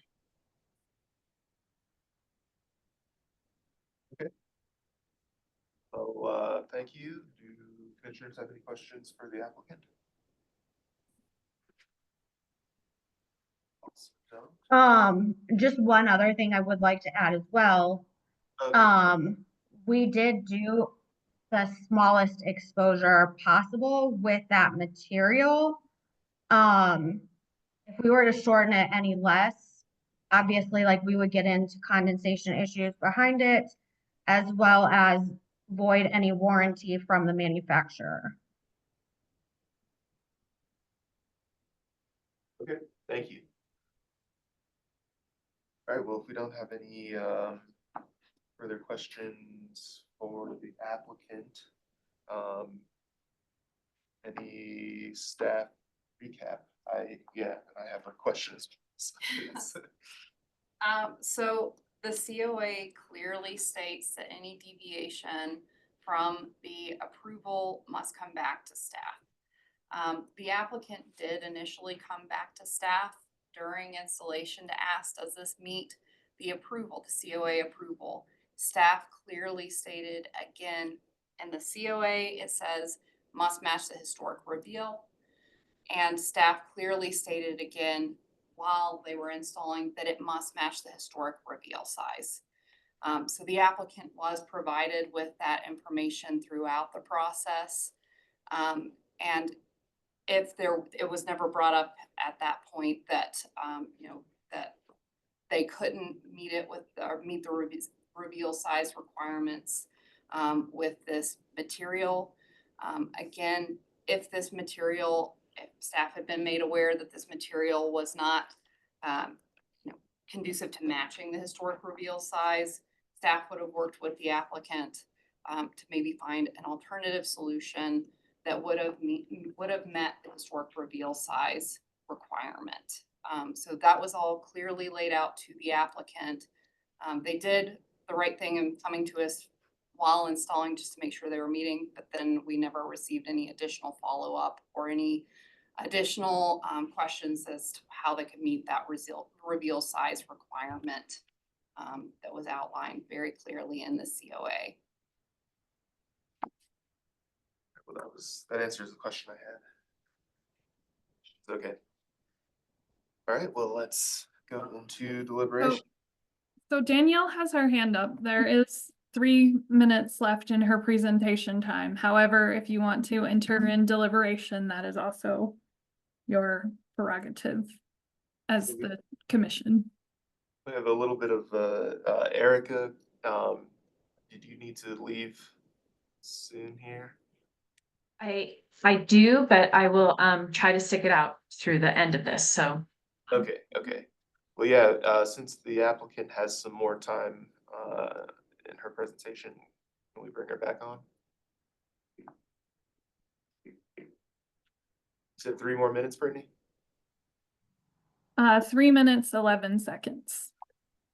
So I would like to just state based off of that information that when I did email and it came back and she said, you know, you need to follow the guideline of the COA. Under citing on the COA, number 12 is specifically that a 4 to 6 inch reveal is allowed. There's nothing in there that states that only applies to new construction. So I did follow specifically citing T1 or citing number 12. Not fiberboard. Exterior cladding material may match the exposure found in the existing structure or shall be material with a maximum of 4 to 6 inches of reveal or exposure. Siding material to be smooth, free of knots, rough, unfinished appearance, and other imperfection. Nowhere in there does that state anything saying that only applies to new construction. So if I'm following the guidelines that you give me, I can only work with the information that's provided.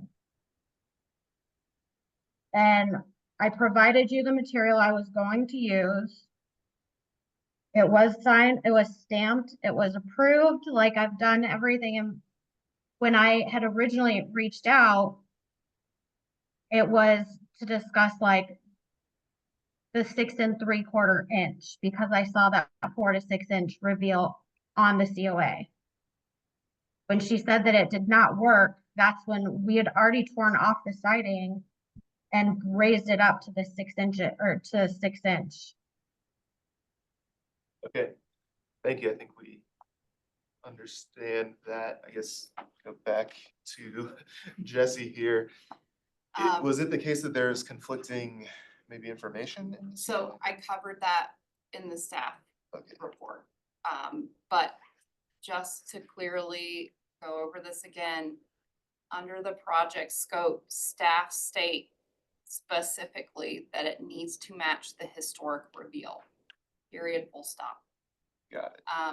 And yes, there is that comment, that sentence below. I linked it to the guidelines in my staff report and again during my presentation. Again, it's just very clearly stated in the project scope section that it needs to match the historic reveal. I also followed up via email and stated it must match the historic reveal, not 4 to 6 inches.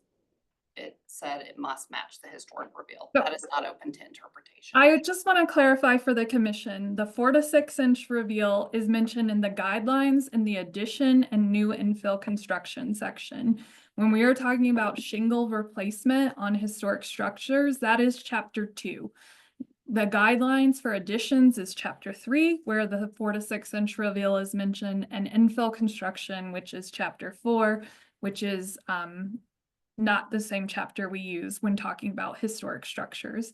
We do review about 1,600 projects each year, and we do have standard language that we use for our certificates of appropriateness in terms of like material specifications. So there are some limitations to like what we can feasibly do, and we cannot customize every single COA, but that's why we do that in the project specification section. I think at this point, it would be good for the commission to enter deliberation as you are the deciding body for all applications and can make the determination if this is appropriate material and reveal. Thank you, Brittany, and we will do exactly that. Thoughts? I guess I'll start. My only concern is, I don't know if the original reveal was clear to both the applicant and staff, if that was understood by both. I don't know if, does anybody else have a clearer understanding of what that reveal distance was, or? I don't know, am I missing that?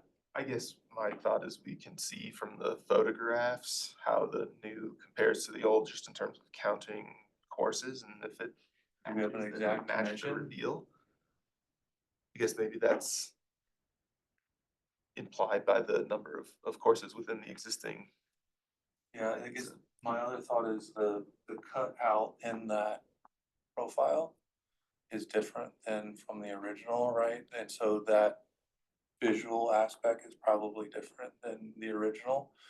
And so that coursing maybe could look a little bit different from, I'm playing devil's advocate here a little bit, but I'm just saying that there's not really an exact dimension. The cut and the profile is a little bit different, and so I could see where the applicant could be a little confused by the process. So that's my 2 cents. So if I might just add, so there was a dimension that was provided of the gable end in the drawing set. Staff used that to count the number, we counted the number of shingles in the gable end between those dimension lines and then divided from there. And we're able to get a dimension of like 4.5 inches. I'll have to go back through my notes and look. I didn't include that, all my mathification in my staff report because I wanted to be clear and concise, but there is a way to determine the reveal size for the historic shingle. Yeah, I'm sorry about this issue, but I'm unclear as to what as to what this discrepancy is between the 4 to 6 inches and the match the existing or match the historic. So did the applicant did the COA have on it, I mean, is it reasonable that she would have come to the conclusion that 4 to 6 inches was our requirement?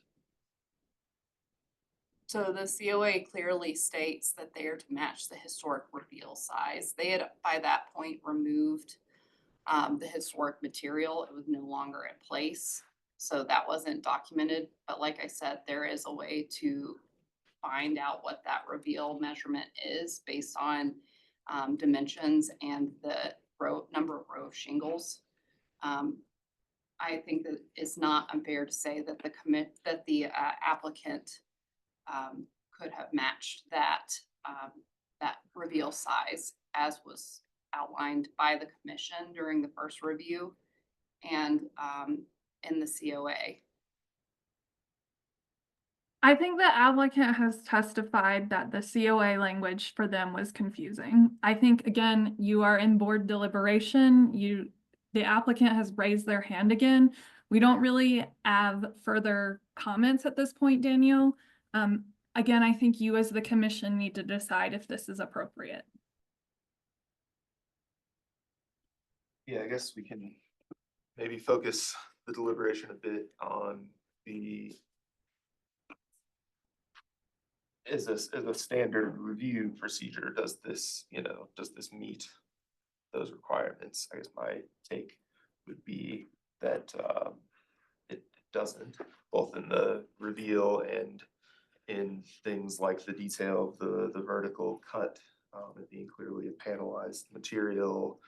I guess regarding Chris's question about the exact kind of angle of the cut of the profile, I think that could be something maybe where there's a little bit more flexibility if the other aspects of it, reveal and clear distinction from shingle to shingle are met. I think that would meet the guidelines pretty broadly, but I think as it is, it doesn't. But yeah, what do others think?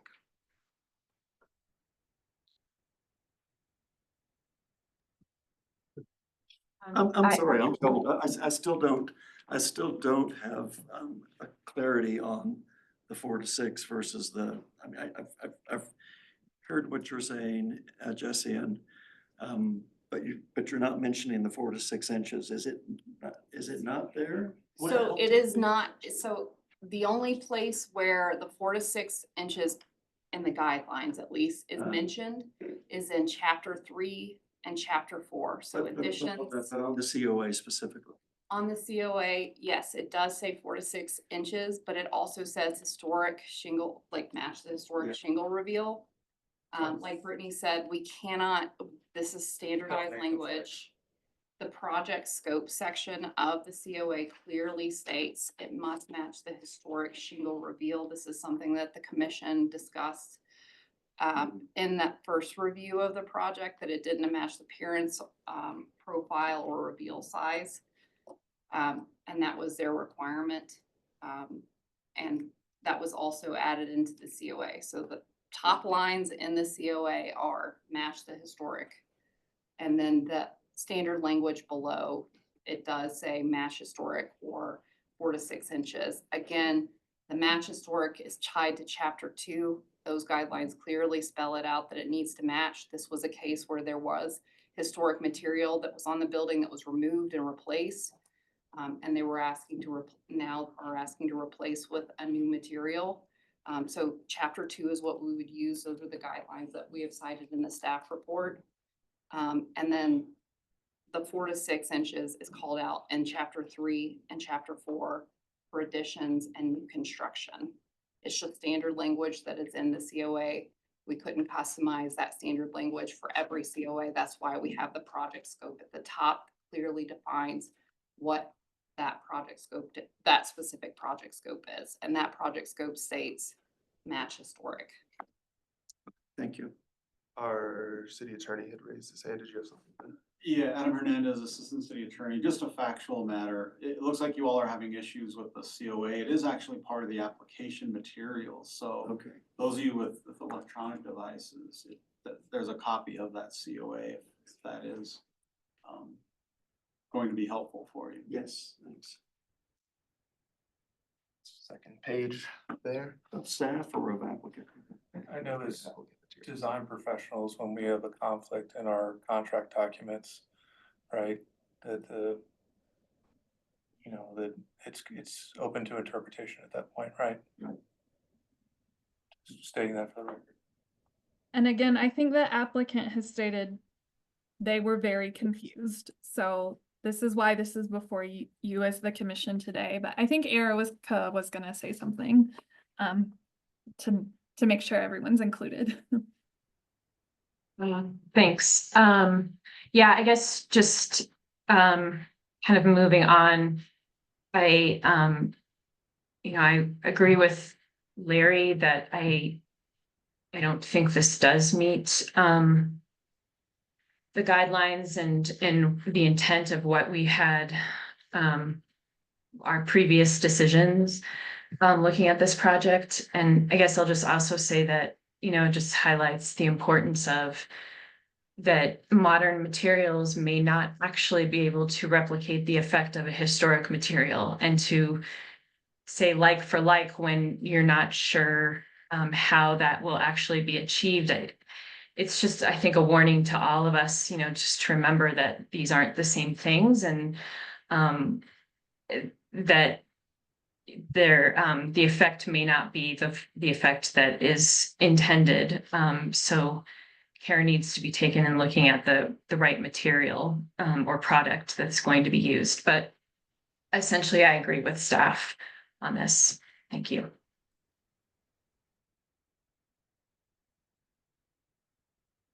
People. I'm sorry, Erica, I have a question for you. Even if the applicant was confused about what they were supposed to do or the intent of what they were supposed to do, you still agree with staff? Well, I guess I'm Regardless- not really sure like how to. I sympathize about the confusion. But it seems like that could be something that could be stated, for a lot of different projects. And I don't necessarily want to rely on that as like the actual pivot point of a decision of what's appropriate or not. So I guess it's really unfortunate, but in the end, like the result is still not something that I think meets the guidelines.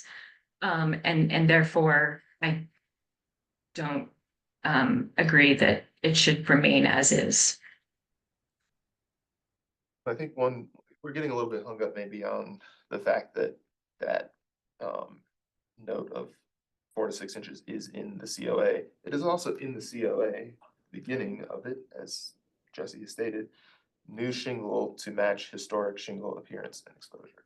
And so I think, in my mind, that has not been met, and so I can support the conditional approval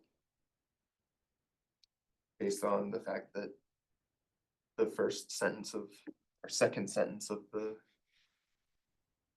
COA has not been met. I'm sorry, I have to jump in. I unfortunately really have to get off now. I'm sorry that I wasn't able to kind of help get this resolved, but I'll see you all next time. Thank you.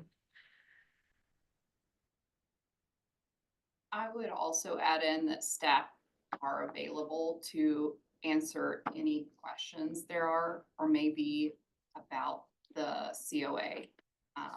The applicant didn't notify us of any confusion about the COA until well after inspection. I agree with Erica. I agree with staff. It's a slippery slope. The preface of the COA is what's paramount in my mind. You know, you can have all the boilerplate below, but it's immaterial. Therefore, I support the suggested motion. I don't see how that's immaterial. I mean, it's there. Is there a qualifier? If you read the top. Okay. I mean, I know that there's, the way the form works, that there's a project-specific section and then there's boilerplate. But as an applicant, I'm not sure I would pick out that distinction. My argument would be that this has been used 100 times before for this exact same instance, and we probably, at least as I've sat on this commission, I've never faced this issue. I'm sure, I don't know if staff has faced this issue before related to this. So I think that this is a unique interpretation of a boilerplate document by an applicant. I don't think my issue is the staff, and I don't fault the staff, I wanna make that perfectly clear. Cause they do have a ton of applications and do a ton of work on short staff, and I'm not saying this by any means that it's their fault, but not giving more specific and clear direction, I think is my issue with it, right? If we're not gonna be clear in the COA, then we need to clear in our response somehow, because it's not clear one way or the other. And so for the applicant to figure out exactly what their dimensions are by doing all the math and counting on the rows, they're not architects, right? They're just a homeowner trying to put siding in. And then they have to be clear about the COA and jump through what's boilerplate and what's not boilerplate.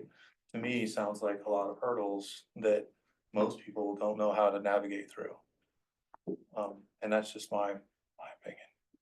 Can I get two small points of clarity, and I'm not going to draw this out, I promise. When you responded, and again, I know you know, same caveats. When you responded, when she said, was this appropriate?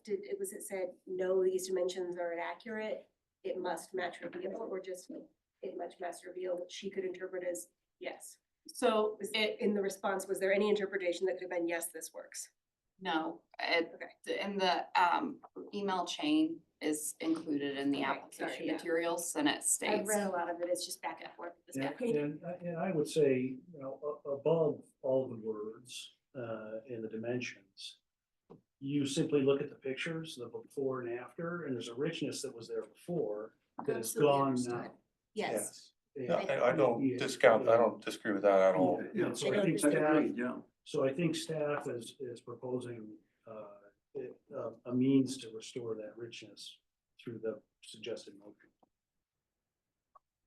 It's a fair point. I would also add in to Chris's comment about, you know, short staff and review of applications. I understand that it is the responsibility of the applicant to provide us with clear and correct information in their application materials. We rely on those documents oftentimes to know whether they can install that material, whether it does match the historic. The applicant did not provide any of that information and that detailed information in their application materials the first go around with the commission. So we relied on the information that they did provide. And they did come to us mid-installation to make sure that it matched the COA. We clearly told them that it did not match the COA or the historic reveal. And no follow-up questions were asked or any comments made about additional concerns or confusion over the COA as approved. So it isn't unreasonable for staff to, for the applicant to make sure that they are installing products per the COA. And if there are issues in the field, to come back to staff as is written into the COA with any deviations from that approved installation. All right, well, thank you. I think we've got the information now that we. Yes, yeah. Does everybody have the information that they need? Does anybody have a suggested motion? I'm happy to make a motion on this. I'm sorry, can I mention one thing? If it were not to pass, what's the scenario if it doesn't pass?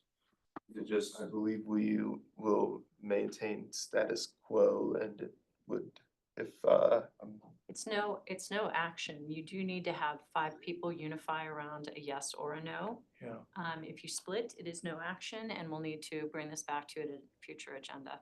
Okay. Or the applicant can go ahead and revert back to what we perceive as the approved plan. thank you. Did anyone want to propose something other than the recommended motion? I don't think that there's any way we're gonna have approved with no conditions. Right, Well, it's approved with conditions. right, as I'm They saying, with no, usually- I'm saying there's no way that, there's no chance Yeah. that there's approval without conditions, is what I'm saying. I got it. Would anybody support that? No. So let me just read this and we'll move on from there.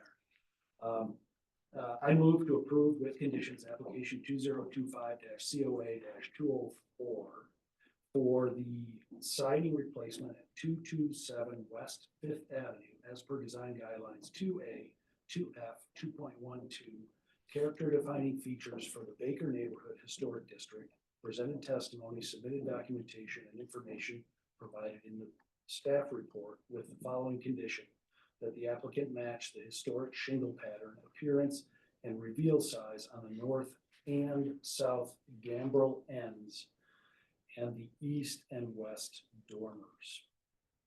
Thank you, Nick. Second. Second. Thank you, Emily. All in favor? Aye. All opposed? Nay. Abstain? All right, the motion does not pass. That Sorry, was- for the record, that was Chris and Rusty opposed. Yes, Chris and Rusty. I guess I should speak towards the. So yeah, we will have no action on this matter today. All right, we'll move to the next item. Anyone need a bathroom break? Oh, yeah, yeah. Yeah, at this point, usually we take a quick break, and I think that probably makes sense. So 5-minute break, being here. Talk about the back.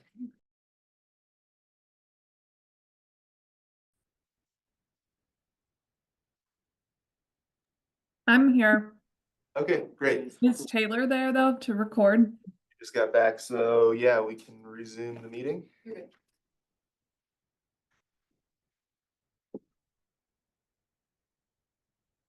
Are we recording? Okay. All right, well, we are back from our break and ready to move on to the next project. And just a friendly reminder for all of us commissioners, myself included, to please speak up. Apparently, it's been a little bit difficult to hear, so enunciate. Okay.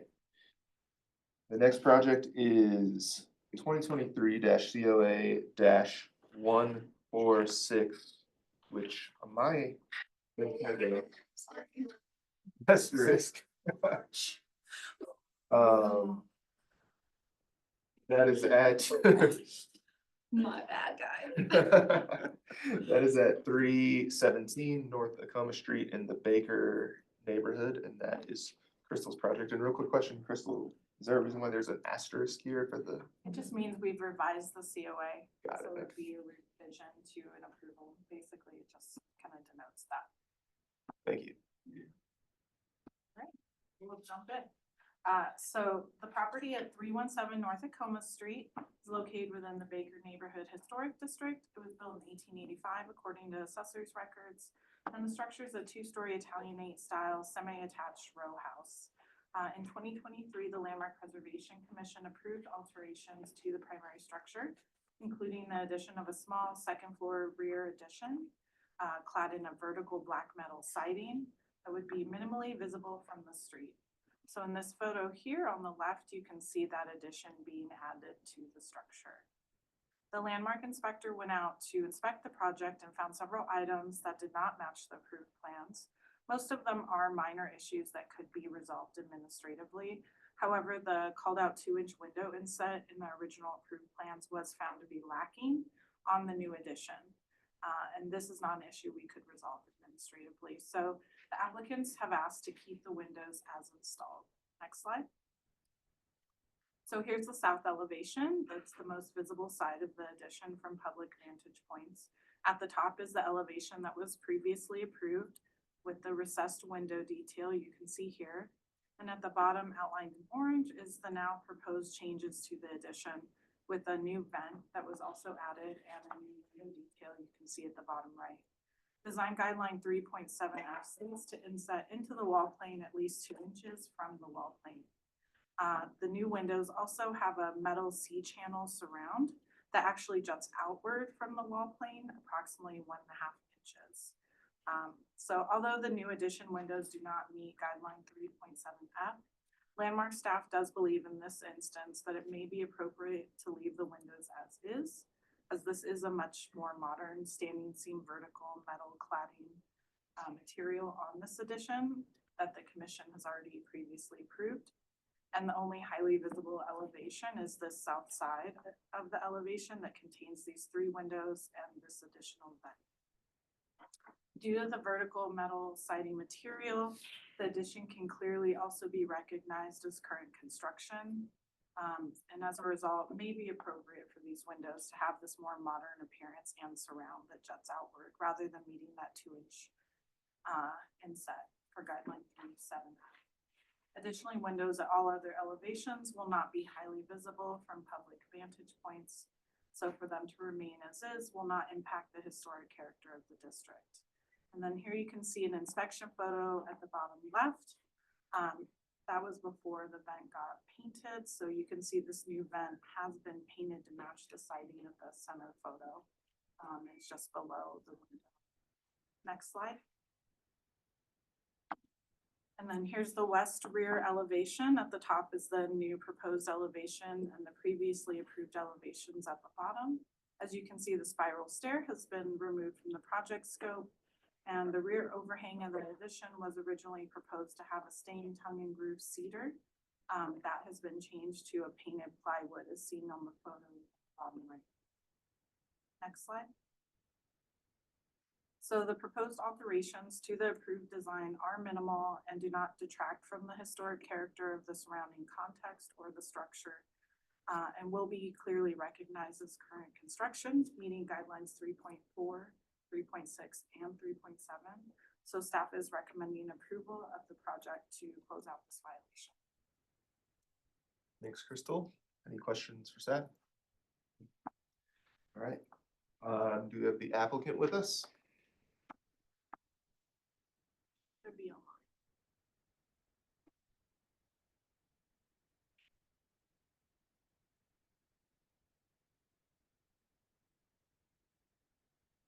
All right, once you've come over, you can introduce yourself and you'll have 10 minutes to make your presentation.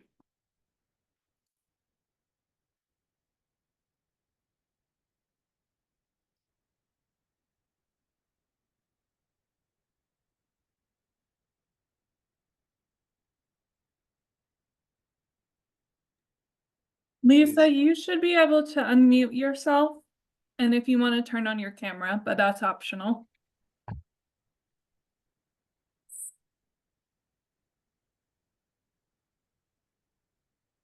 Hi, can you Lisa, hear, we can't hear you. Oh, there you are. Okay. can you hear me now? Yes. Thank you. Hi, my name is Lisa Scheidler and I'm the homeowner. Thank you, Crystal, for that presentation and for all your attention to detail. We really honestly just missed the detail to the windows. But we do agree that this is a modern addition to our old house, and I don't really have any other comments, honestly, unless you have questions for me. Great, thanks. Does anybody have any questions? All right. Thank you very much, Lisa. Thank you. Staff recap. All right. Well, we will then deliberate. Thoughts? That's a good time to deliberate. Yeah, likewise. All right. Sounds like maybe we're ready for a motion. Am I the designated motion? This looks like you. Yeah, I'll go for it. Hold on, if I can read this.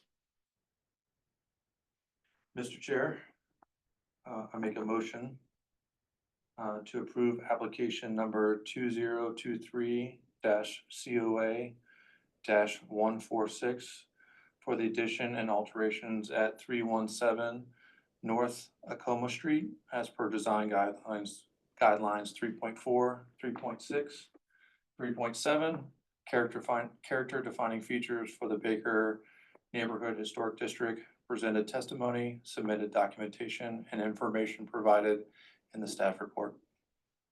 Thanks, Chris. Do we have a second? Thanks, Emily. All in favor? Aye. Aye. All opposed?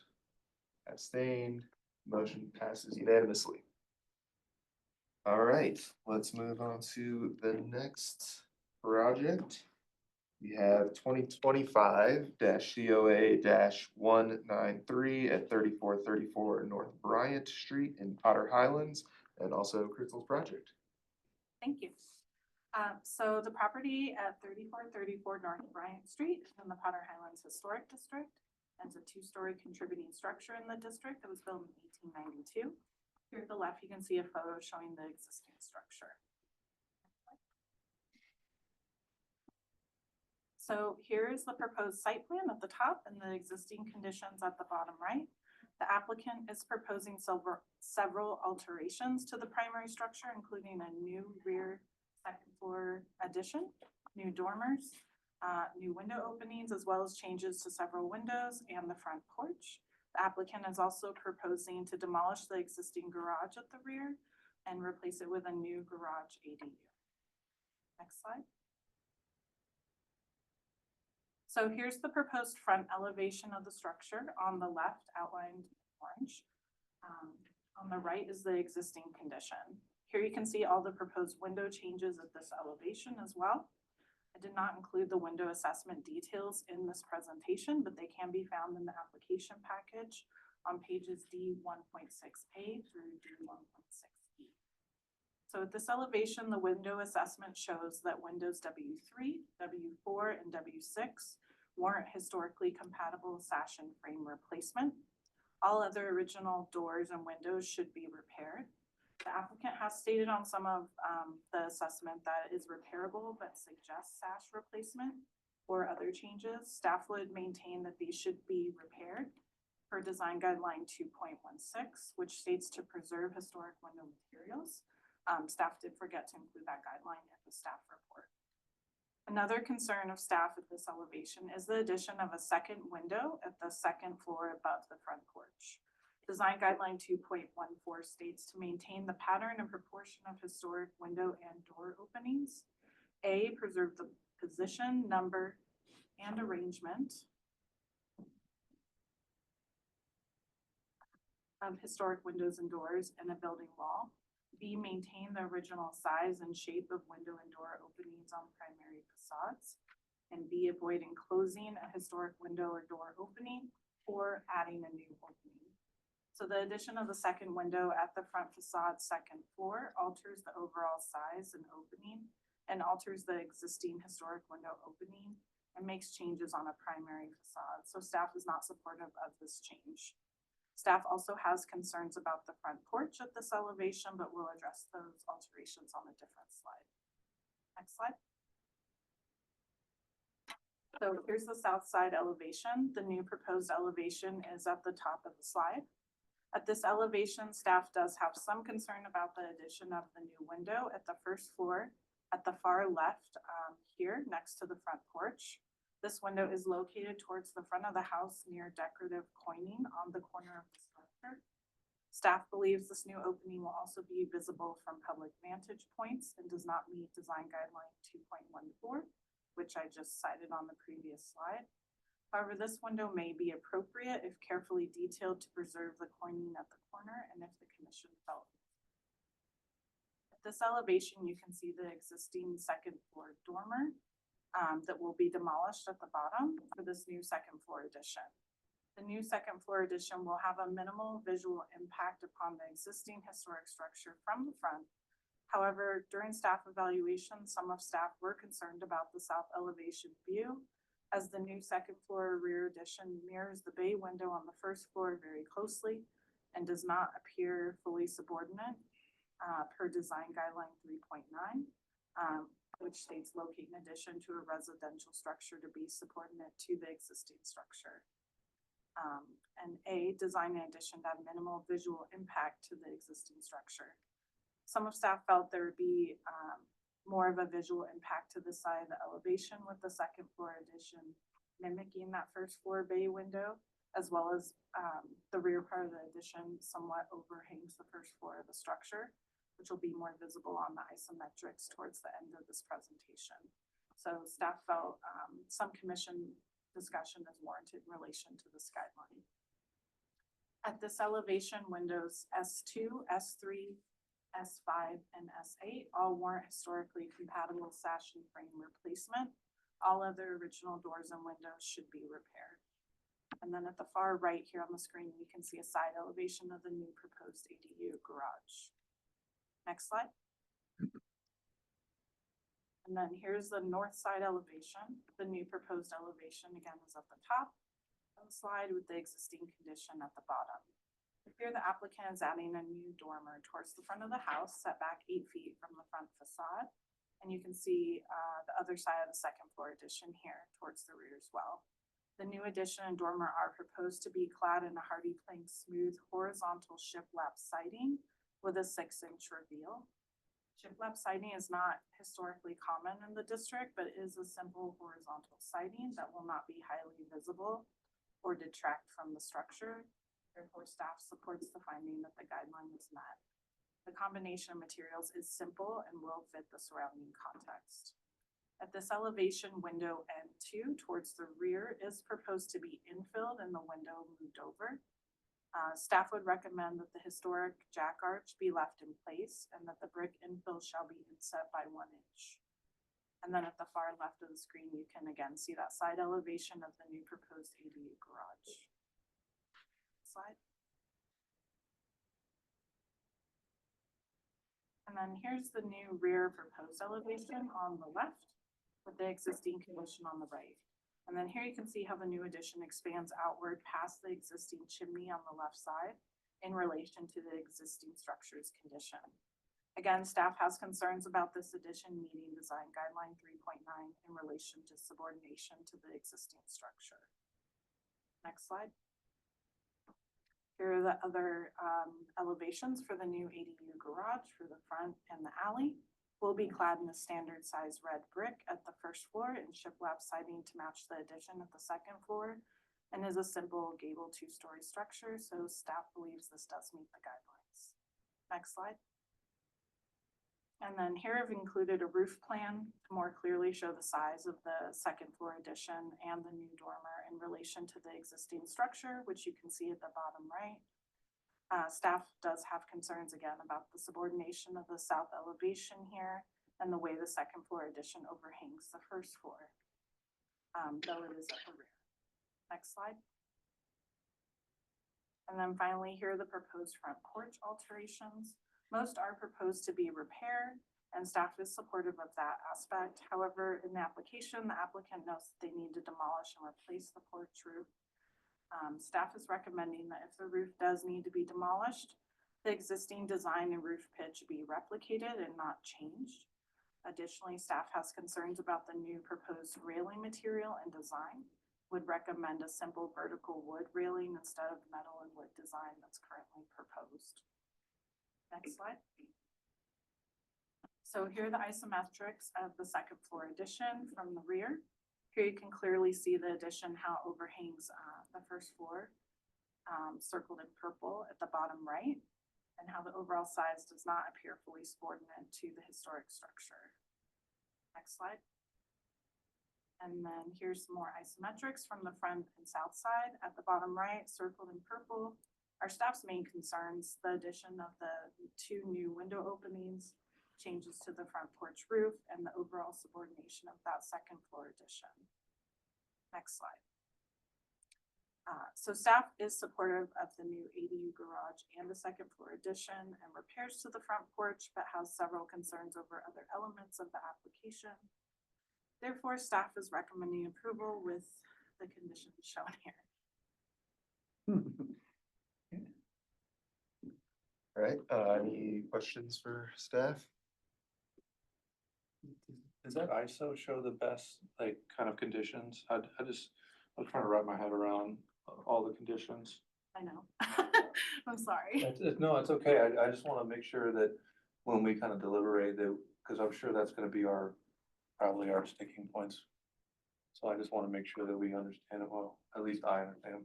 Yeah, I tried to circle them in purple here and on the previous slide, which are the main concerns that we have. And the applicant is here in person, so if you have questions, you can ask as well. All right, well, if there are no other questions, then if you can please make your presentation. Thank you. And if you can give us your name and you will have 10 minutes to make the presentation. Cameras on, great. Perfect. Thank you. I'm Colin Kimberlin with Kimberlin Architecture. And I think with me here virtually is the homeowner, Trey Gilbert. Trey, are you on? Oh yeah, if we can bring her over. He wasn't able to attend in person today. He's actually at his hospital work. So he wasn't able to, on call, so he wasn't able to be here in person.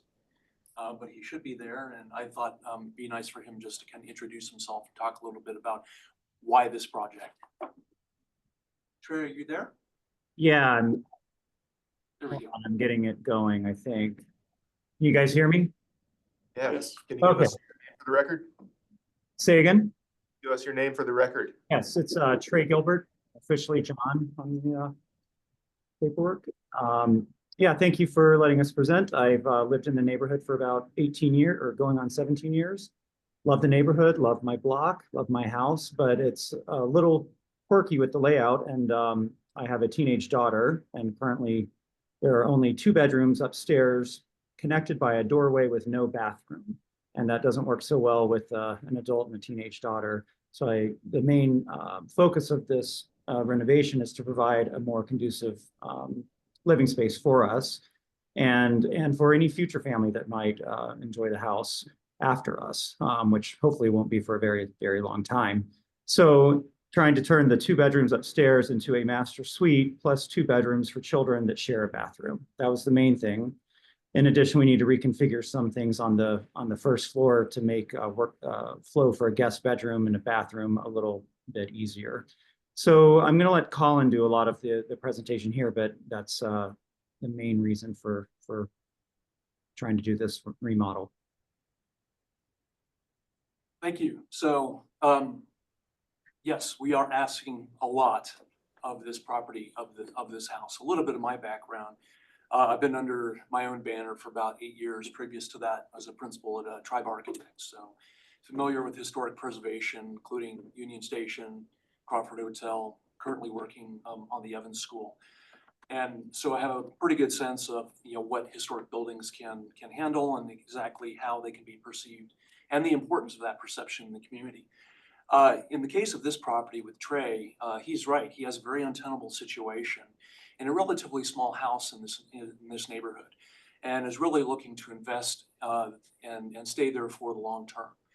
So we've come up with a plan that allows for addition of bedrooms and bathrooms that separates his daughter's personal space from his personal space. That adds value in terms of those additional bedrooms and bathrooms, and also has the majority of those changes happening in the back, the rear of the property. These 3D drawings show just how seriously I know I take the impact of these sorts of changes on a historic structure or contributing structure, and also how important it is to understand the impact and view of those from the public realm. In addition, we approached the HOA not once but twice to get their input on this. And for example, we did discuss with them in detail about the additional window on the second floor, about the extension of the second level over the bay window on the first floor, and got some really good feedback from them and incorporated that feedback and returned to them. We did supply a letter of support from the HOA saying that after having talked with us 2 times and having responded to their concerns, they felt that these changes, while they are different from what there was originally taken as a whole, did not degrade the historic integrity of the original house. And in fact, they felt, and we agree, that they are in keeping with the intent of the design standards and guidelines. We are supportive, obviously, of staff's opinion on and recommendation, but we would like the commission to deliberate on 2 things in particular. The first is the addition of the second window on that second level. Immediately behind that will be his daughter's new bedroom. And initially we looked at and presented to the home owner association a larger single window. They came back and made some good comments saying that we could be supportive of that, but if you were to look at not a single but 2 windows that were smaller but still had the sense of proportion of the larger windows on the first level, that they could be supportive. And that would allow us to get the additional light into his daughter's bedroom. That change, in addition with the window on the south, in my opinion, really opens up the house to the street, but in a way that does not detract from the major historic features of the house. That is the half-hipped roof, the front porch, and the prominence of that chimney. Even though these are technically changes, obviously, to the historic condition, we feel that they are for some very good reasons in terms of the functioning of the plan. Certainly allowing things to happen on the second floor that the homeowner can feel more invested and that the property can meet his needs over the long term, and still allow the prominent primary historic features to reign supreme, as it were. This includes, in our opinion, the addition and extension of an existing dormer on the south over the bay window. If you look at the second floor plan, you realize this allows for an entirely separate bedroom, third bedroom, that could also be a swing bedroom or office on the third level, extending out over an original feature that is clad in brick. The extension of the dormer would be in siding, so we would maintain that material separation between the proposed and the existing. By covering up or extending over the roof area of that bay window for the dining room, we would also be addressing an ongoing roof leakage issue that is affecting some of the interior plaster and trim. So again, a suggestion of adding space, adding value to the house, resolving an issue related to roof leakage, and creating a desirable feature, at least from the owner's perspective. As you can see from the front view, if you go back 1 slide, there is very minimal impact to most of the second floor addition and the dormers. There is an impact, obviously, to the extension of this one particular dormer on the south. But again, arguing from the standpoint of historic preservation, a change doesn't mean that it cannot be allowed. It just has to be in proportion to the remaining elements of the structure. In this case, we feel that that south dormer is still subordinate to the major features, the half-hip roof, the front porch, the materiality of the house, and the existing masonry chimney that is set just behind, still visible from the street, in our opinion, still subordinate and worth approving, given that it resolves a number of other conditions in terms of design, in terms of weatherability and durability of the house. As far as the other elements, again, we said that with regard to the staff report on the ADU, some of the recommendations, we're comfortable with those conditions, including the repair of the windows, the repair of the front porch, replacing as little as possible, which I would always agree with in terms of historic preservation. But we would ask that the commission deliberate on those two conditions, the one for the additional front window at his daughter's bedroom, and for the extension of the south dormer over the original bay with the change in material, with an understanding that it is still subordinate to the primary character defining features of this particular home. That's a lot to digest, and I apologize in advance for whoever has to read the entirety of this. All right, well, do any commissioners have any questions for the applicant? I just want to be crystal clear. You're okay with all the conditions except for the two, which is the additional window at the front elevation and the dormer extension, right? That you're okay with the rest of them. Is that correct, or am I? It is correct. Okay. Yeah, it is correct. I'm just scanning again because Yeah, I just want to make sure, because if you want to clarify even further, or if you want to make any we would like revisions to or eliminate condition one, which is the I believe the second, adding the second window, so that would be condition one. Yep. South elevation, absolutely fine, providing the detail. We know that it will not affect the masonry coins at the corner, and does wonders in terms of opening up the house from the living room to the street and vice versa, okay. on a non-primary, still visible facade. Right. Fine with number three, fine with the repair versus replace, fine with repairs to the front porch, the stair going down, fine with a railing that's more similar to the kind of rotted wood vertical that is there now. That's 6, 7. We will provide the information on the door manufacturer. We're using Pella Reserve wood for any window replacements, and in our window assessment, we showed how very closely it matches the sidelines, the original. Just did not have all the door information at the time of submittal, but I would definitely be able to provide that to staff so they can approve those selections as we move forward. And no issues with the last two. So I guess the south extension is not a condition technically, but we feel it's important to hear your deliberation and we're okay with that number two. We know it's not going to affect the coining. correct, Trey. Yeah, sorry, I skipped over. Yeah, I mean, it's just number one, I think. Yeah, we're okay with number two. Burden of proof is on us to prove that that window can be accommodated in the south elevation without harming the original masonry, without interfering with the original buff corner coin that side. Okay, any other questions? To be clear, the second floor dormer addition is the same dimensions as the first floor, or slightly? It's maybe about 4 inches back because we're going from a mass masonry up to, which has a fairly deep projecting roof, so there was that separation. And then because we're going to a framed condition, we'd naturally be back the thickness of the veneer. And I understand that you want it for the third bedroom, but if in deliberations there was concerns about the massing, would an additional setback be be considered? Yes, we have considered that.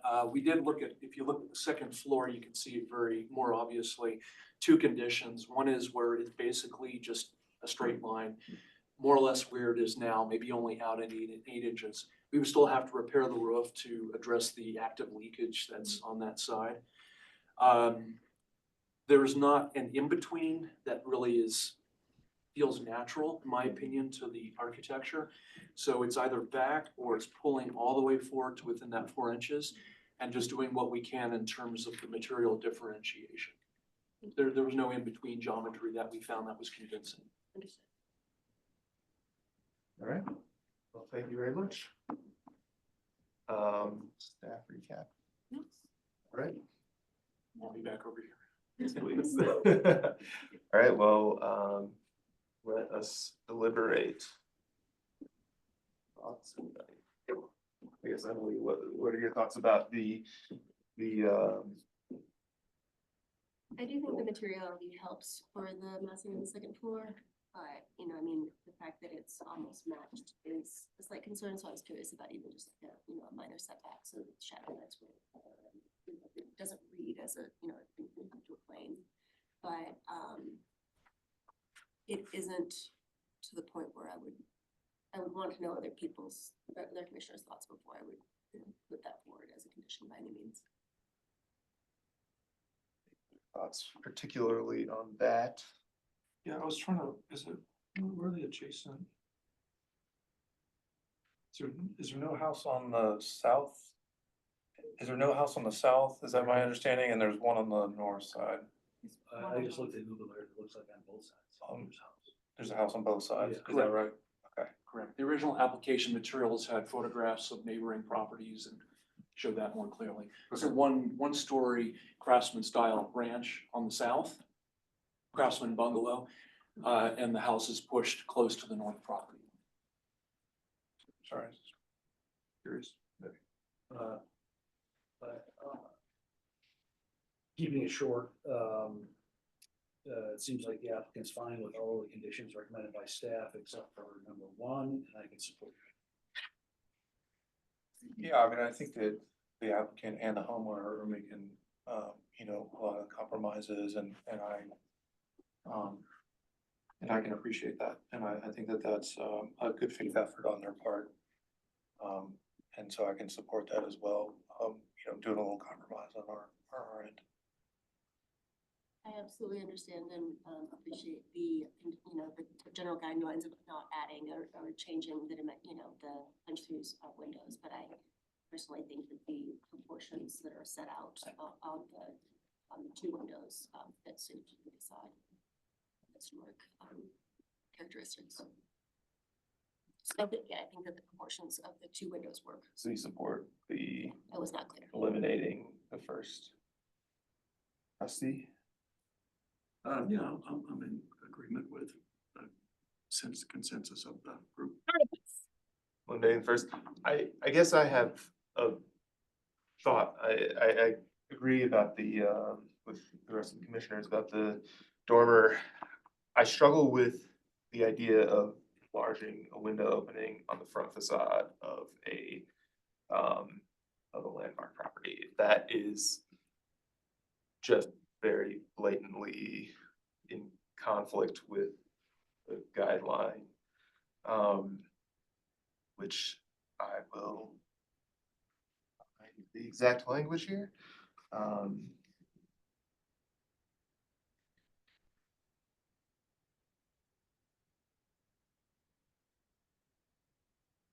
Yeah, preserve the position, number, and arrangement of historic windows and doors in a building wall.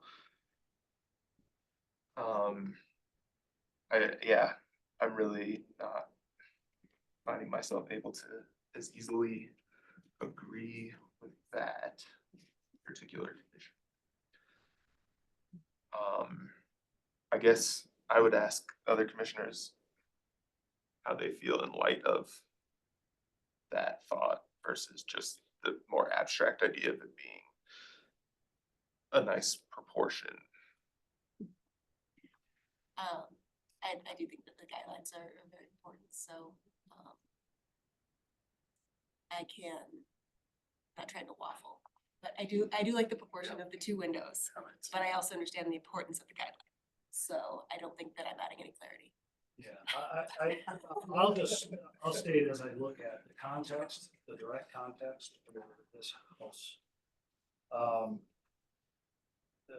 2 doors down, there's a dormer, projects out of a front roof that's 2 windows. The building next door has a gable with a single window, but it's bigger. I would say proportionally that this design, this home would be helped by the double window and it would give it more street presence. And I don't think I'm being revisionist as it relates to the historic nature of the house when I say that. Just give them. Yeah, I guess what I'm asking is there a guideline that take would be supported by? I think it's up to us to interpret the guidelines in this case. Yeah, I guess what I would do to maybe support your argument, Nick, and maybe my position as well, is that does it really significantly detract from, its appearance as it is, today, right? Does that window, the guidelines are there to kind of preserve its integrity, right? Its historic integrity, and does that second window really detract from that? And if you read the guidelines, black and white, then yes, they don't follow the guidelines. But if you read it in more holistic, maybe a viewpoint, then maybe a second window is not really detracting from its historic character. So It does seem like 2.14 is quite explicit. Yeah, that's my feeling. yeah, no, it's So- The neighborhood organization also supports and suggested the 2 windows, knowing the context better than I would say we do. And that to me matters. I'm not, as I look at this elevation, it's not a contributing elevation to the neighborhood. Is this a contributing structure? It is? Yeah, I mean, I think that's kind of the thing that I'm struggling with, is that as it is, that is what is landmarked, and.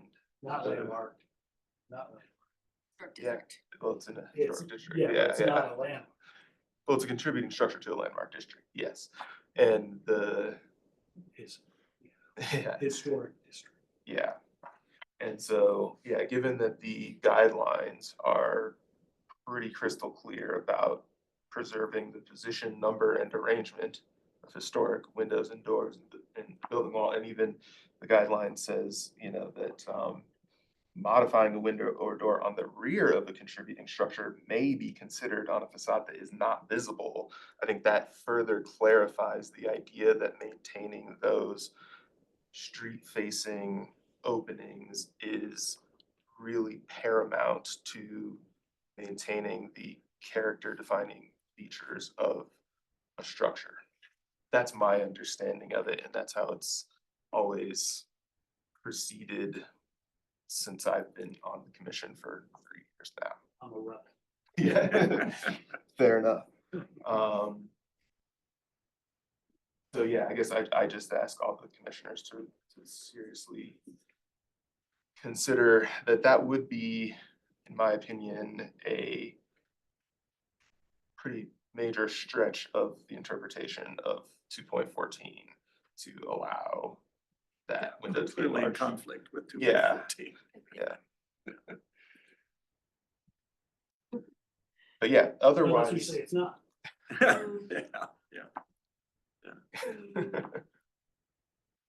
Otherwise, I'm in support of. Basically, you're in support of as written.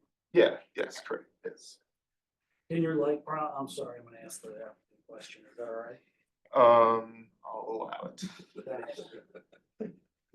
Can your daylight problem be solved with skylights in that bedroom for the daughter? Yeah, yes, it can. In my personal opinion, keeping the integrity of the half hip roof, because that half hip is somewhat unique in the context. You have the Craftsman, you have some of these story and a half Queen Anne, so. I'm not proposing you put it on the front of the house. Yeah. Sides. Yeah, the sides, yeah, exactly. That would be an option that we would be willing. One other thing to mention about that front window is that in our assessment of the original window, and that some of the photographs are in the application materials, there is evidence of some significant water intrusion into the masonry and cracks in the plaster going a foot and a half to either side. So it was also, from our standpoint, considered a way to remove and reinforce that masonry opening and repair that. And then the question was, what do you put back in if you're opening a larger opening in that existing masonry to address some of the freestyle issues that we saw? Okay, thank you. Is the bedroom not functional with the single window with the daylight? I'll be honest, it functions just fine.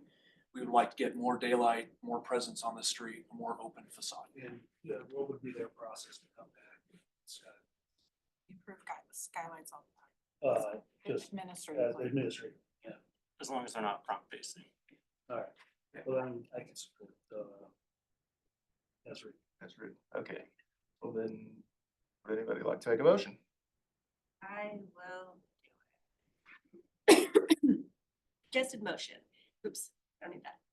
I move to approve with conditions application 2025 COA 193 for the alterations to the primary structure, second floor addition, and new garage ADU at 3434 North Bryant Street as per design guidelines 2.14, 2.19, 2.21, 2.28, 2.38, 3.1 to 3.3, 3.6, 3.7, 3.9, 3.10, 4.18 to 420, character defining character features for Outer Highlands Historic District, presented testimony and submitted documentation and information provided in the staff report with the following conditions.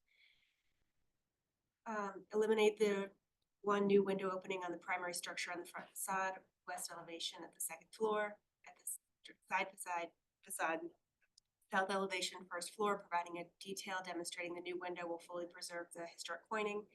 At the north elevation, when the original window is to be infilled with brick, the historic jack art be left in place and the brick infill shall be inset by 1 inch.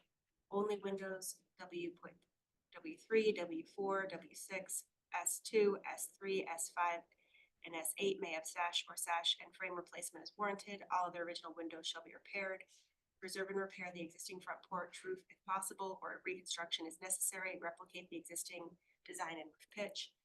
Work on the front porch stairway and front basement stairway to repair only in lieu of a request for an administrative adjustment for the location.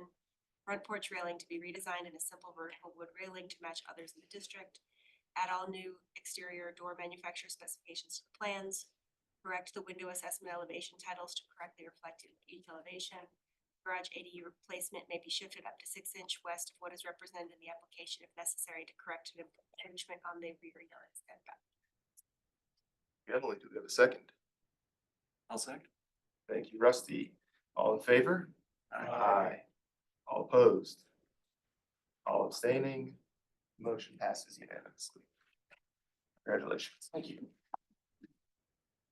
All right, next application, we have 2025-COA-232 at 321 North Gaylord Street in the Country Club District, and that is Brittany's project. So our last project of the day is for a new rear addition and detached garage for a non-contributing structure in the Country Club Historic District. You can see the front of the home here. This is located at 321 Gaylord Street. Country Club has a period of significance defined in its design guidelines, which is 1902 to 1945, with most of the development in Country Club in this area happening in the 1920s. So this is just outside of the period of significance. Although it is outside of the period of significance, it does blend in with the architecture of the Country Club neighborhood. It's a 2-story home, a large home in the neighborhood. So the existing garage, which is located on the north side of the property, is proposed to be demolished and replaced with a new detached garage. And then a new rear addition is proposed to be constructed. A portion of the north wall along the north property line will be maintained, as it does encroach currently into the side yard setback, and the applicant wants to keep that wall in place to take advantage of that placement. The adjacent property to the north is also very close to the property line and does have a large addition along that side of the property as well. So there are some other reasons the applicant is proposing to keep that wall where it is. So in terms of this project, much of the rear of the existing home will be demolished to accommodate the new addition. So here you can see the roof plan. The hatched areas are where demolition will occur, and that wall that is to be maintained on the north side of the property. Because this is a non-contributing building, it does not require a public hearing for demolition. However, you can see the demolition scope is pretty extensive. So here is the proposed roof plan for the addition and the garage. The proposed addition is roughly placed in the same location as some of the existing massing. Per the Country Club design guidelines, it will not exceed the traditional lot coverage patterns. The south yard will largely be maintained as the rear yard for this property. The front yard will be maintained, and the garage will be detached as generally preferred by the Country Club design guidelines. There is a patio space between the new detached garage and the new proposed rear addition to provide access between those spaces. So here you have the two side elevations. On the left side of the screen is the north elevation. And there are alterations proposed for many of the windows on this elevation. They do have some horizontal windows proposed on the new addition and that north wall that is to be retained once that project is altered. So here is that north wall that is to be retained. These horizontal windows are proposed again because of the close proximity to the north property line and the adjacent property. Staff wouldn't typically be supportive of horizontal windows in the Country Club Historic District. However, these are significantly set back on the facade. There are very tight sight lines here, so therefore it will have minimal visual impact on the surrounding historic context. And then you can see the south elevation here. So we generally are supportive of this addition. We do want to note that the addition will minimally pop up above the primary ridgeline of the existing structure. And you can see that here in elevation with that cross gable form. We did work significantly with the applicant to lower the height of that pop-up. It was originally proposed to be much greater, but that has been reduced significantly. So we are in support of this addition, as we feel that it will have minimal visual impact on the surrounding historic context. The addition and garage will be clad in a white brick that you can see here on the screen, but this white brick will also be painted to match the existing painted brick on the primary structure. The addition and the windows in the existing home are all proposed to be replaced with new windows. And again, because this is a non-contributing structure, we did not require a window assessment for this particular home. The design of the windows essentially will not change. All new windows are going to have divided lights, as you can see here on this elevation. We just have one small condition, well, really two small conditions for this project. The window materials are noted as composite. I have confirmed with the applicant that the windows will be Fibrex composite, which is a material we do allow for non-contributing and new structures. But it should be noted in the application materials. And then also, because these are divided light windows, they will be simulated divided lights, but they are required to have a spacer bar to create those traditional shadow lines. And that's not noted in the materials currently. And then also on the front facade, some new basement windows are proposed. Those will align with existing windows. We don't typically allow new windows on the front facade for historic homes, but again, because this is non-contributing, we did not have concerns with that, and there is alignment with the existing windows. So here are just the simulated divided light windows. You can see that they're inset into the wall plane. There will be new light fixtures on this home that you can see here above this door that I showed the actual fixture on the previous slide. So just there if you wanted to look at that. So the windows generally, again, do comply with our design guidelines, but we pulled this off of consent just because of those two simple conditions relating to the windows. The garage here is non-historic, just like the home.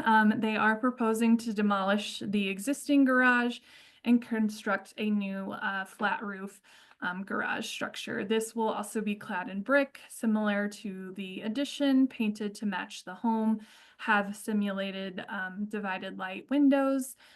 Generally speaking, the garage is compatible with the surrounding historic context and roughly in the same location as the existing garage, so it won't greatly alter this site in terms of demolishing that non-historic garage. And then I just have some isometrics of this project. Here it is from the rear, just so you can get a really good sense of that addition that is proposed for this home. Pretty much everything in the back is new construction. Again, we are supportive of this because this is a non-contributing home to the Country Club Historic District and really has limited visibility from the public right-of-way, and the garage is compatible with the surrounding historic context. And then just some views of the home from the side to really help show that that roof line that kind of pops up above the ridge line that you see on the existing structure will really not be visible from the public right-of-way. So we are recommending conditional approval with just two simple conditions relating to the windows for this home. Thanks, Brittany. Any questions, commissioners? All right, can we hear from the applicant?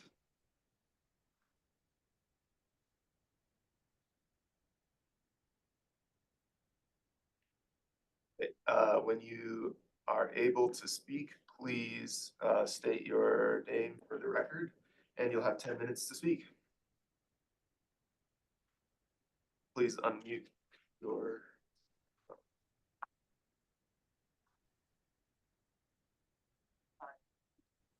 No worries. There we go. Sorry about that. Hi, I'm Alex Gresh from F9 Productions. We are the architects for this project.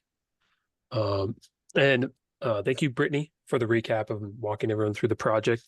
I just wanted to add some context to the design decisions that we did in this project. So the intent of this addition is so that the owners, Brian and Elaine, can age in place easier. Recently, Elaine was diagnosed with ALS, so movement will become a bit more difficult in the future as that progresses. And the reason why, the number one reason why the roof was a bit higher than the existing roof. Brittany, could you go to the one where we see the rear elevation? One more forward. Yep, exactly here. So the existing house is essentially a split level house. The front rectangle is about 1 foot or 2 higher than the rear rectangle. And if you just pan up, you can see that in the elevation. Sorry. So you can see how that door on the left is lower than the door on the right. So with that in mind and mobility, what we're doing is we're taking off the rear portion of the split level that is lower, and then continuing the front level all the way across so there's no step to trip on, much more easier for a walker, wheelchair accessibility. So that's what brought everything up at the rear. And then going back and forth with Brittany, we worked on some design iterations with the roof to get a bit lower pitch. And yeah, that's how it affected the exterior. And we've designed essentially the spaces on the interior to meet all ANSI accessibility guidelines. That's why it's a bit bigger. There are a lot more clearances for anyone in a wheelchair to get around or a walker. And we have also included an elevator, so each level is accessible And then the garage has a lift in it so that you can go across the patio at the same grade, down into the garage, and out of the house. Yeah. And just providing some context there. And then the forms from that, I believe, match the country club guidelines where it's simple rectangular forms with gable roofs. Great, well, thank you very much. Do any commissioners have any questions for the applicant? All right then, well done, thanks. Brittany, any recap? No? I do Okay. not have any. Well, then commissioners, let us deliberate.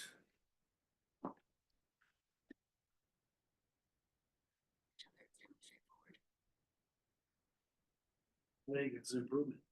It'd be a nice asset. Yeah, I mean, I'm not a huge fan of the little roof notch, but I mean, I don't, if it's not unavoidable, then I mean, I understand that accommodating the homeowner's needs is kind of paramount here, so I agree with staff. Great. All right, sounds like you might be ready for a motion. Don't all jump up. I move to approve with conditions application 2025 COA 232 for the total window replacement, rear addition, and garage demolition and replacement at 321 North Gaylord as per Country Club Design Guidelines B3, B4, B7, and Design Guidelines 4.1, 4.3, 4.4, 4.6, 4.7, 4.18, 4.19, 4.20, and 5.18 character features for the Country Club Historic District, presented testimony, submitted documentation, and information provided in the staff report with the following conditions. 1, window material be noted as Fibrex composite in the drawing set for guideline 4.8H. And 2, windows have stimulated divided lights with spacer bar per guideline 4.8H. Thanks, Emily. Second? Yeah, oh, was that Nick or Chris? No, it's Chris. Chris, okay. I'll give it to Chris. I thought I heard through my right ear. Okay, all in favor? Aye. All opposed? Abstain? And the motion passes unanimously. All right, congratulations, and that concludes our agenda. Yes, thank you all. I'm closing the meeting out. It is 4:14 PM. Nicely done.